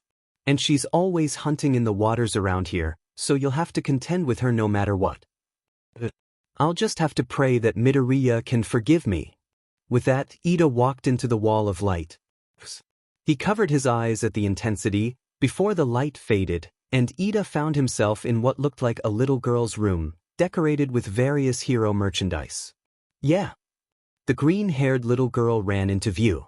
It took Ida a second to realize it was a much younger Midoriya, holding an All Might figure as she played. Izumi, sweetie, it's almost time for bed. A woman had walked in, tall and green-haired. Ida assumed she was Midoriya's mother. Midoriya doesn't really talk about her mother, Ida mused. But mom, All Might still needs to save the orphanage from the water villain. Izumi whined. The woman smiled and gently rubbed her child's head. Okay, 5 more minutes, then you absolutely have to go to bed. Okay. Izumi said brightly as she returned to playing. Once I get my quirk, I'll be just as cool as All Might. The scene shifted. Sorry kid, it's not gonna happen. At the doctor's rather blunt statement, Izumi looked like the man had kicked a puppy. What do you mean by that, doctor? Izumi's mother asked. She's turned 5 already and there's no sign of a quirk manifesting. That's because your daughter is quirkless. The man shrugged apathetically. He pulled an X-ray out of his folder and slapped it onto the negatoscope to reveal an X-ray of a foot. See here? The man pointed to the pinky toe. The girl has an extra joint in her pinky toe.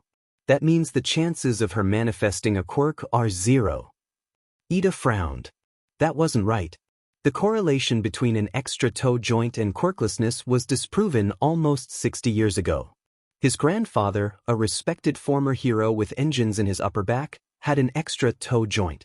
The singular toe joint thing was just a common minor mutation that happened to manifest with quirks. The fact that this man seemed to believe otherwise so vehemently. Ida blinked, realizing he had missed a good chunk of the conversation during his internal thoughts.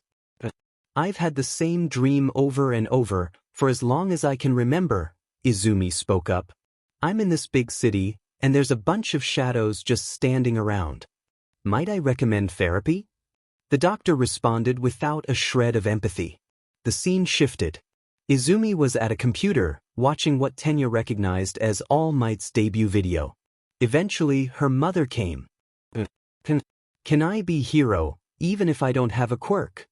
The little girl tearfully asked. I'm sorry, Izumi. I'm so sorry, was the woman's equally tearful response. The scene shifted. Stop it, Kaken. You're hurting him. Ida blinked at the sight of a much younger Bakugo. He knew he and Midoriya had a history, but he didn't think it went this far back. He watched as Bakugo illegally used his quirk to harm Midoriya, leaving her barely conscious while his lackeys praised him. It disgusted Ida.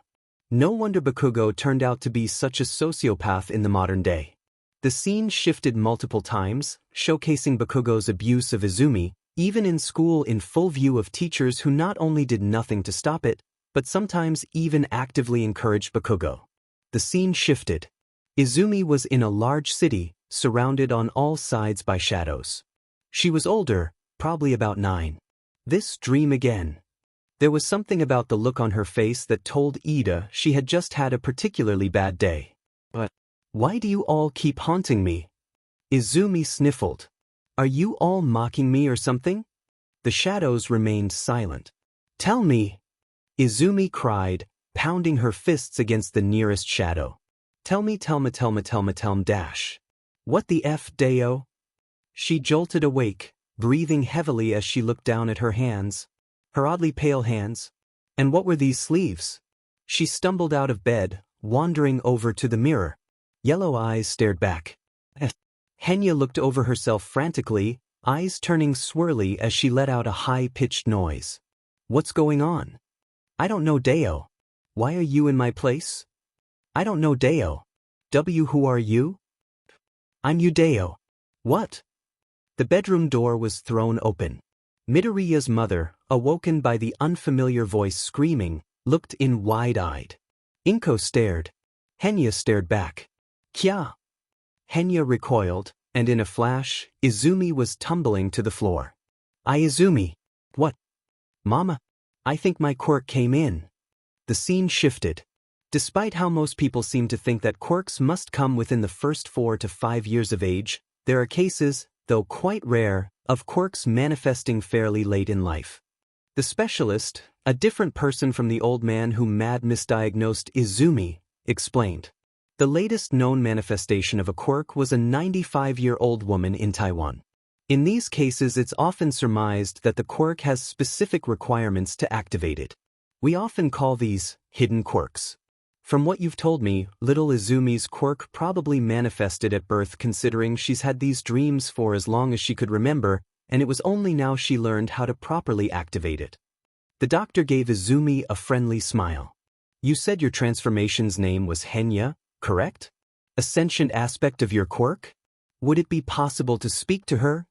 Izumi fidgeted nervously. She's actually pretty shy. It's only to find out more about your quirk. The specialist coaxed gently. Izumi looked to be deep in thought, or perhaps she was merely conversing with Henya. She said she'll come out. There was a split second, then a flash of light as Henya replaced Izumi in the chair. Her eyes turned swirly again. Ohio! Hello, Henya-chan. There's just a few things I'd like to clarify if you don't mind. First off, Midoriya said that there are more of you? I am Midoriya Deo. Both Inko and the doctor blinked. I see, so you consider yourself and Izumi Midoriya to be one and the same? We're both in control, Deo. Both of you? We're in a car and we both have our hands on the wheel. I am Izumi Midoriya and Henya. Interesting. The doctor wrote down on his pad. Interesting. Most cases, sentient quirks are considered a separate entity connected to the main host. For a sentient quirks to insist that they and their host are the same entity is almost unheard of. The doctor finished writing. Back to my earlier question. There are more of you. Lots more Deo. How many? We're still counting south. If you had to give an estimate? A few hundred. Interesting. The doctor started writing again. And outside of differing appearances and personalities, we all have our own abilities and powers. The doctor nodded. And what might your power be, Henya-chan? I am a genius, Deo. The scene shifted. The results of the IQ test have come back. The proctor explained. We've measured her IQ. At 999, far surpassing the 530 IQ of Principal Nedzu of UA. To keep in mind though, that is merely as high as the scale goes, so she may be even smarter than that. The scene shifted. Inko was gushing to someone named Mitsuki over the phone about Izumi's quirk. Henya tugged her sleeve. Yes, dear. Can I call you Mamanya? Inko blinked, surprised. Of course you can, sweetie. Your family too. The scene glitched. You think you're hot sheet just because you got a pathetic quirk now, Deku? You're still just a DMN weakling. Not even a normal quirk dash. The scene glitched. Stop looking down on me, Deku, you abnormal freak. The scene glitched. Deku, she's not normal. The scene glitched. Expelled?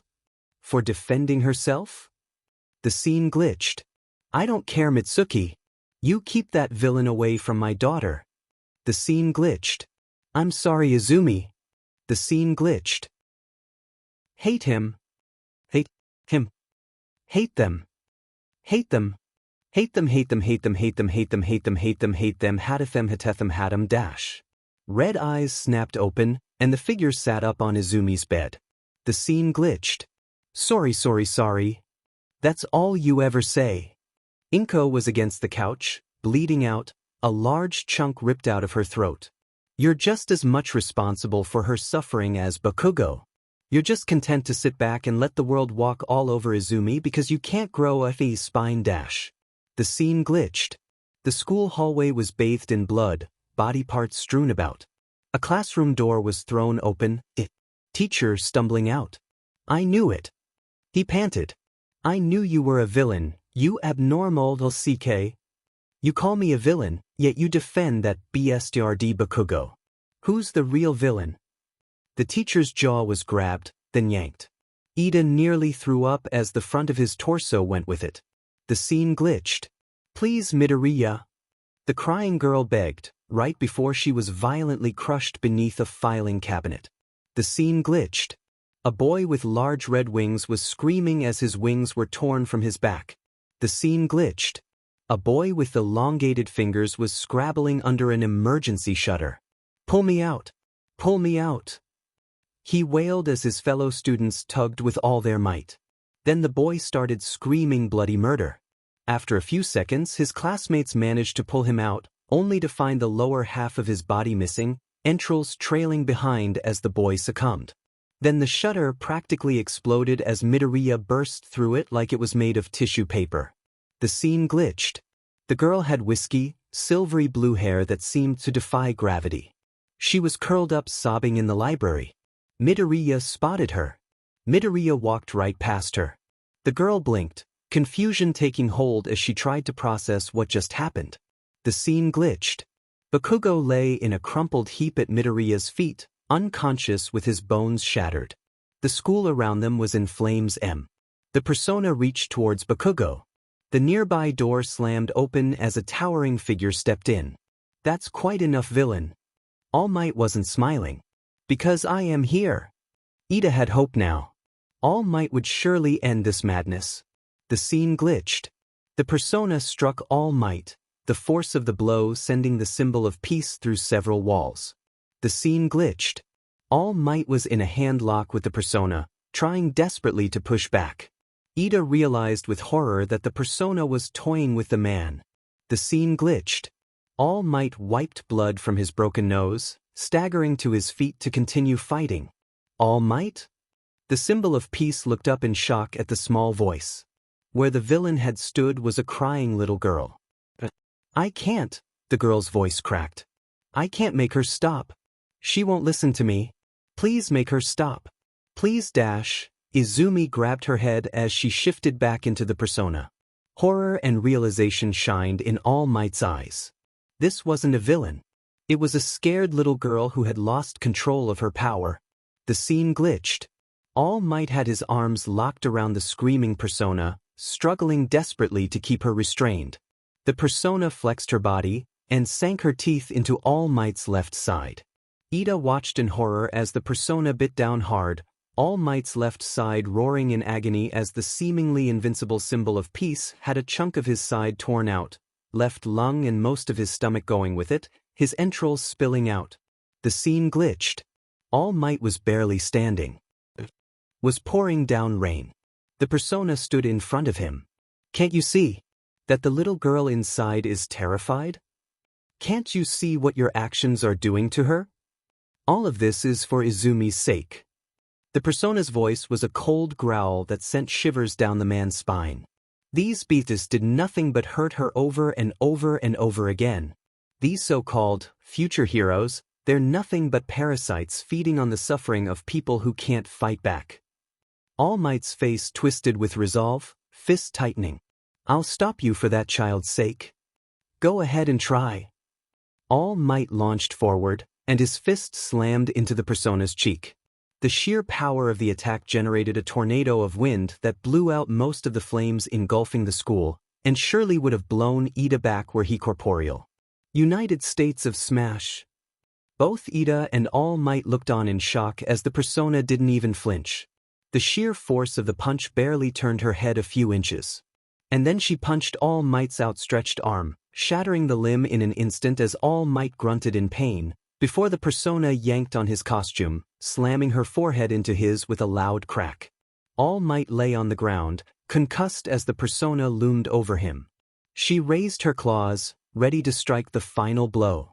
She recoiled as if grabbed by some unseen force. No. Let go. Let me go. The scene flickered, and Ida was shown a black room, inside which a vestige of Midoriya was floating, the persona clinging desperately as several shadows pulls on her. The Reaper had her scythe around the persona's stomach to get extra leverage. The priestess was using shadowy tentacles to pull the persona's arms. The Phoenix had her arms around the persona's neck. The detective was in front, pushing back against the persona. Stop! Let go! The persona wailed as she struggled. I have to do this. I have to dash. The persona was yanked back, the force damaging the vestige of Izumi badly. The persona stared in shock at the broken form as she was dragged into the darkness of the abyss, leaving the broken vestige behind. Then, after a few tense moments, a small, blue light ascended from the darkness, slowly moving towards Izumi's vestige, as if reaching out. The scene flickered, then Ida was back in the aquarium. He jumped as the horned shadow was standing in front of him, as if staring at him. Shaking his head, he began making his way towards the exit. There was a large glass wall that peered into the murky water that flooded this city. Ida could make out a few vague shapes. On one of the shapes, a pair of glowing red eyes suddenly snapped open, glaring at him. Ida gulped.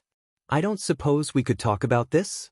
The figure suddenly smashed the thick, heavily reinforced wall of glass in a single headbutt. Ida turned and ran as fast as his engines could take him, the giant wave of water pouring down around him, but his biggest concern was the razor. Sharp teeth nipping at his heels. He managed to make it to the exit, though just barely. Stumbling back into the streets, he found the apartment building.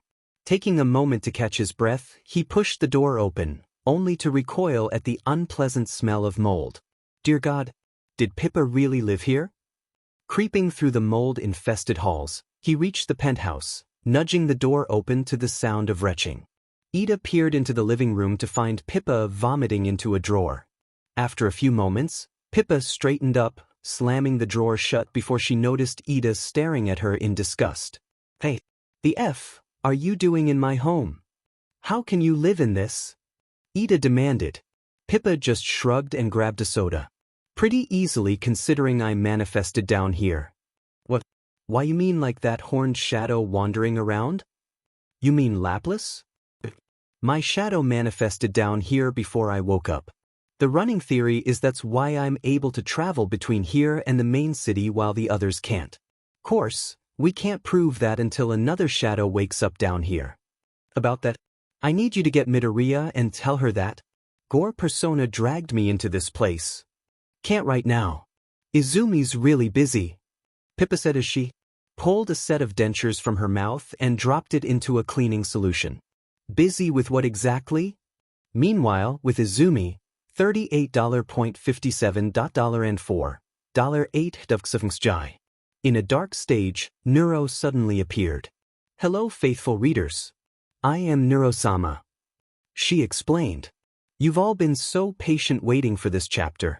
To reward you, I hijacked this chapter to sing you a song. This song is very dear to me, so I hope you like it. Then the music started. If I could walk right beside you, show you just who I am, you know I would. The memories we made fade. I realize we'll never be the same. Why can't you see my view? Eye to eye, what's fake, what's true. You go on and grow. Pass by all that I've known and I'm left here all alone. Recycled thoughts I'm fed. Keep racing in my head till there's nowhere left to go dash. Suddenly, there was a loud screech as the music cut, switching to an entirely different song as, without missing a beat, Nuro sang. We're no strangers to love. You know the rules and so do I. A full commitment's what I'm thinking of. You wouldn't get this from any other guy. I just want to tell you how I'm feeling. Gotta make you understand. Never gonna give you up. Never gonna let you down. Never gonna run around and desert you. Never gonna make you cry. Never gonna say goodbye. Never gonna tell a lie and hurt you. We've known each other for so long. Your heart's been aching but you're too shy to say it. Inside, we both know what's been going on. We know the game and we're gonna play it. And if you ask me how I'm feeling, don't tell me you're too blind to see. Never gonna give you up. Never gonna let you down. Never gonna run around and desert you. Never gonna make you cry. Never gonna say goodbye. Never gonna tell a lie and hurt. Never gonna give you up. Never gonna let you down. Never gonna run around and desert you. Never gonna make you cry. Never gonna say goodbye. Never gonna tell a lie and hurt you. Ooh, give you up. Ooh, give you up. Never gonna give, never gonna give. Give you up. Never gonna give, never gonna give. Give you up. We've known each other for so long. Your heart's been aching but you're too shy to say it.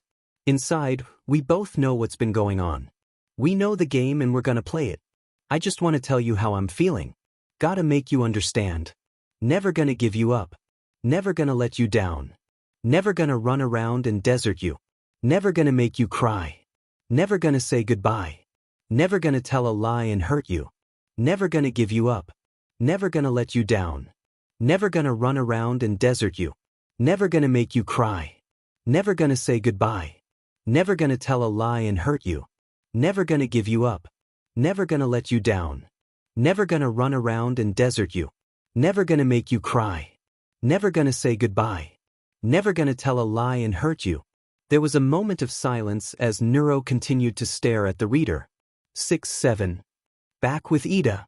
So yeah, if you need her, you'll have to wait. Normally I would be fine with that, but there's a crazy shark girl trying to kill me. Ida pointed out. Nah, you're just Ida's Quirk vestige with his mind attached. What? Basically, if Gore kills you, the real Ida will be fine. I see. You just be rendered quirkless as a result of having your Quirk vestige destroyed. Oh hey Laplace. Ida turned and jumped at seeing the horned shadow next to him. Are you following me? Anyway, you should probably leave before Gore just decides to break in. Why is she trying to kill me anyway? Is it to break the cycle of vengeance by showing me how it ended badly for her? Because I get it. Going after Stain. It's stupid. It'll only end with my loved ones getting hurt as well. After seeing how it got Gore trapped in here, how her actions hurt Midoriya, I know Tensei wouldn't want this. So there, are you happy? I'm ending my vendetta against the hero killer. Pippa stared at him. That's nice, dude, but I'm pretty sure Gore dragged you down here because she's still sad about you calling out Izumi at the entrance exam. That was months ago. She holds a grudge, dude. Not much else she can do being down here 24/7. Pippa shrugged. Then the wall exploded as a red blur tackled Ida through another wall. And I just got the deposit back on those walls. Pippa sighed. Ida tumbled roughly along a line of suspiciously placed pallets, the red blur diving into the water with a splash. Ida stumbled to his feet to see one of the pallets down the line get destroyed. Then the next. Then the next. Turning, he ran as fast as he could across the pallets, too afraid to use his engines due to the unstable footing. He just barely managed to throw himself onto concrete before the last pallet was destroyed. Scrambling back as a geyser erupted from the water and a figure dressed in red slammed onto the ground before him, red shark hoodie tattered in a few places, teeth razor sharp, and eyes glowing red as she turned to glare at him. Gore. And then she lunged. Hands grabbed Gore's shoulders. The shark girl froze for a moment, stunned as she took in the sight of Amelia Watson before her. Ida? Tenya turned to see the surprised Izumi. Before Gore could get her bearings, Izumi planted her foot into Ida's stomach, sending him into the murky water. And Ida sank, as if pulled down by some unseen force. Deeper and deeper. Ida suddenly launched up in his bed, panting as he realized he was back in the waking world, in his room at Mirko's temporary dwelling. He barely caught a glimpse of Midoriya as she fled the room. Ida shuffled down to the kitchen the next morning, to be immediately met with a woman he did not recognize cooking pancakes. Experience told him that this could only be one person. Midoriya? Onijirai made a noise of affirmation. Listen about last night dash. Giri was suddenly in his face. Almighty will speak to you when we return to classes. Until then, you are asked to keep anything you saw to yourself. Okay. There was suddenly a plate of pancakes in front of Ida. May I at least ask how you knew I was in danger last night? I didn't. I heard Gore smashing stuff and thought she was throwing a fit. Brought aim down since Gore seems to like her. If anything, you just got really lucky. Oh. There was silence save for Giri's cooking. Then they heard yelling. Mirko was arguing with someone. They heard her stomping around before she finally came down, phone in hand. All right, brats. After breakfast you'll need to pack up your things. Commission's making me do sheet, so we're changing location. Where to? Ida asked. Hosu. Apparently the commission's sending a bunch of heroes to bring down the hero killer. Izumi stared at Ida. Midoriya, will you please stop staring at me? Can't, gotta keep an eye on you. Ida sighed. They were on a train to Hosu. It had taken most of the day to pack up their stuff and whatever Mirko was bringing, so it was getting late. And Midoriya wouldn't take her eyes off of him. He had told her he wasn't going after Stain, but she said she wanted to make sure. Noticing the seats behind them were empty, Ida quickly moved to them. Hopefully that would. With a flash, Midoriya transformed, head swiveling 180 degrees to look at him. Oh. Hi. Nana Shirmame. Already forgot what she was doing. Ida sighed. He went to check his phone when Mume suddenly turned towards the window. What's that sound? Before Ida could ask what she was talking about, Mirko straightened up, ears twitching. I hear it too. Seconds later, the train ride came to an abrupt end as the side exploded. A Nomu like what they had seen at the clawed its way in, the struggling form of a hero clenched in its claws. Damn it. The hell is this thing? The hero gasped, trying to peel the monster's claws from his face. Luna Arc. Mirko's foot slammed the Nomu's head into the ground. The Nomu recoiled, releasing the hero as it pulled back, leaping away to reveal Hosu City in chaos. Motherfu dash. Hey! Mume reverted back to Izumi, who now had pink eyes. Can I go beat up villains? Can I dash. You know what? Go for it, kid. Mirko stated. Izumi seemed to freeze, before vibrating intensely. In a bright flash, she transformed into an orange blur that shot out of the train, bouncing around the city. Are you insane? Ida demanded. How can you be so irresponsible? Relax, kid, I'm sure your friend will be fine. I'm not worried about Midoriya. I'm worried about what she might do to any villain she encounters. Mirko went to speak. And as her mentor, you'll be held just as responsible. Good point. Go after her. Ida promptly used his quirk to launch into the city. It was difficult for Ida to navigate the chaos going on. Nomu were everywhere, heroes were scrambling, and he saw no sign of Midoriya. At one point, he tried calling her, but... Oh, hi. This is Midoriya. It looks like I missed your call. Please leave your name, number, favorite genre of music, shoe size, social security, greatest fears, weaknesses, medical history, and where you found the audacity to contact me. I will be getting back to you, but not by phone. Thank you, have a great day, and make sure you look both ways when you cross the street. When did she even have time to change her voicemail? As he went to an empty street, a portal suddenly ripped open. A man in a plague mask scrambled out, only for a woman with short, black hair and a little girl strapped to her back to grab him and slam his face into the sidewalk. You like that? Huh? You like it, you little beach? Say it. Say you like eating concrete. I like eating concrete. The man sobbed.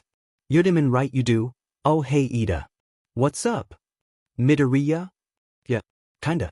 I'm from like, a few months in the future. I kinda just became a time god. Crony Eye answered. That's awesome. Yeah, I know. I'm amazing. Crony Eye responded with a flick of her hair. So, what are you doing exactly? Making Chisaki my beach. It's good for Eri here. She pointed to the little girl. I see. Where can I find present-day Midoriya then? What is this, Hosu? Check the back alleys on Iku Street. Thank you. Actually, while you're here. Chloe. Yes, my dark. A girl that looked like a cross between a human and an orca popped out of the time portal, handed Crony Eye a manila folder, then jumped back through. She's my assistant. Crony Eye explained. Nice girl. Might give her a raise. Anyway. She handed Ida the folder. When you get back to school, can you give this to Mei Hatsum in 1H? Tell her it's a code 0451B53 and that it needs to be finished and on I Island during the I Expo. Okay.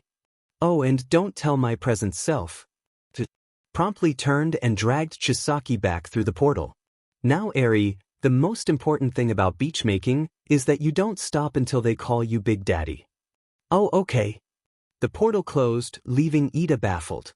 That idiot is causing a scene. And he's so noisy. The noseless man griped, the worn blade of his katana at native throat. I'll need to dispose of him when I'm done here. Monster. Native groaned, body completely paralyzed. That's enough out of you, you disgusting fake. Stain raised his blade. Take solace in the fact that your death will lead to a better dash. Stain heard Ida long before he made contact. Leaping back, the boy was locked to the ground with a parry from his sword, his helmet falling off. A child in a suit of armor? Stain liked his lips curiously. The boy looked strangely familiar. My name is Ingenium, Ida grunted as he stood. I wonder if that name sounds familiar to you. After all, my brother held the title before you crippled him. Ah, so that's why you look familiar. I suppose you've come to take revenge, haven't you, little hero? I will admit, the thought did cross my mind at first. Ida grit his teeth. My brother was an amazing hero. Someone I aspired to be like. But a friend helped me understand that revenge won't solve anything. I hate you. More than anything, but I'm not here for my brother's sake. I'm here because I'm not going to let you hurt anyone else ever again. Pathetic. Stain sneered. A likely story.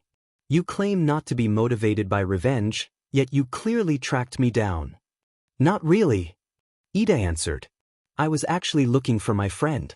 She was an owl at one point, but now she's an orange spider monkey bouncing around the city like a kangaroo on a sugar high. Both Stain and Native looked at Ida like he was insane. Right? You're clearly on drags, so I'm just going to kill you. Stain stated before lunging at the boy. Could just get out of here. Native yelled. Don't worry. I was given permission to act. What sort of irresponsible hero would give you permission like that? Mirko. Valid. There was a grunt, then a thud as Ida hit the ground, a small cut on his cheek, his body paralyzed as Stain loomed over him. Native shouted at the man to leave the kid alone, but the hero killer didn't listen, raising his blade. He couldn't move, but he needed to do something. Ida saw the answer. If you're going to kill me, Stain paused. At least tell me.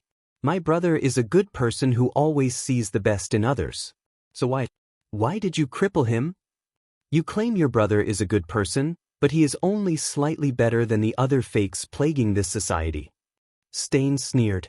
Merchandising, commercials, he is in it for the money just like everyone else. At this, Ida actually gaped in disbelief. Are you… What?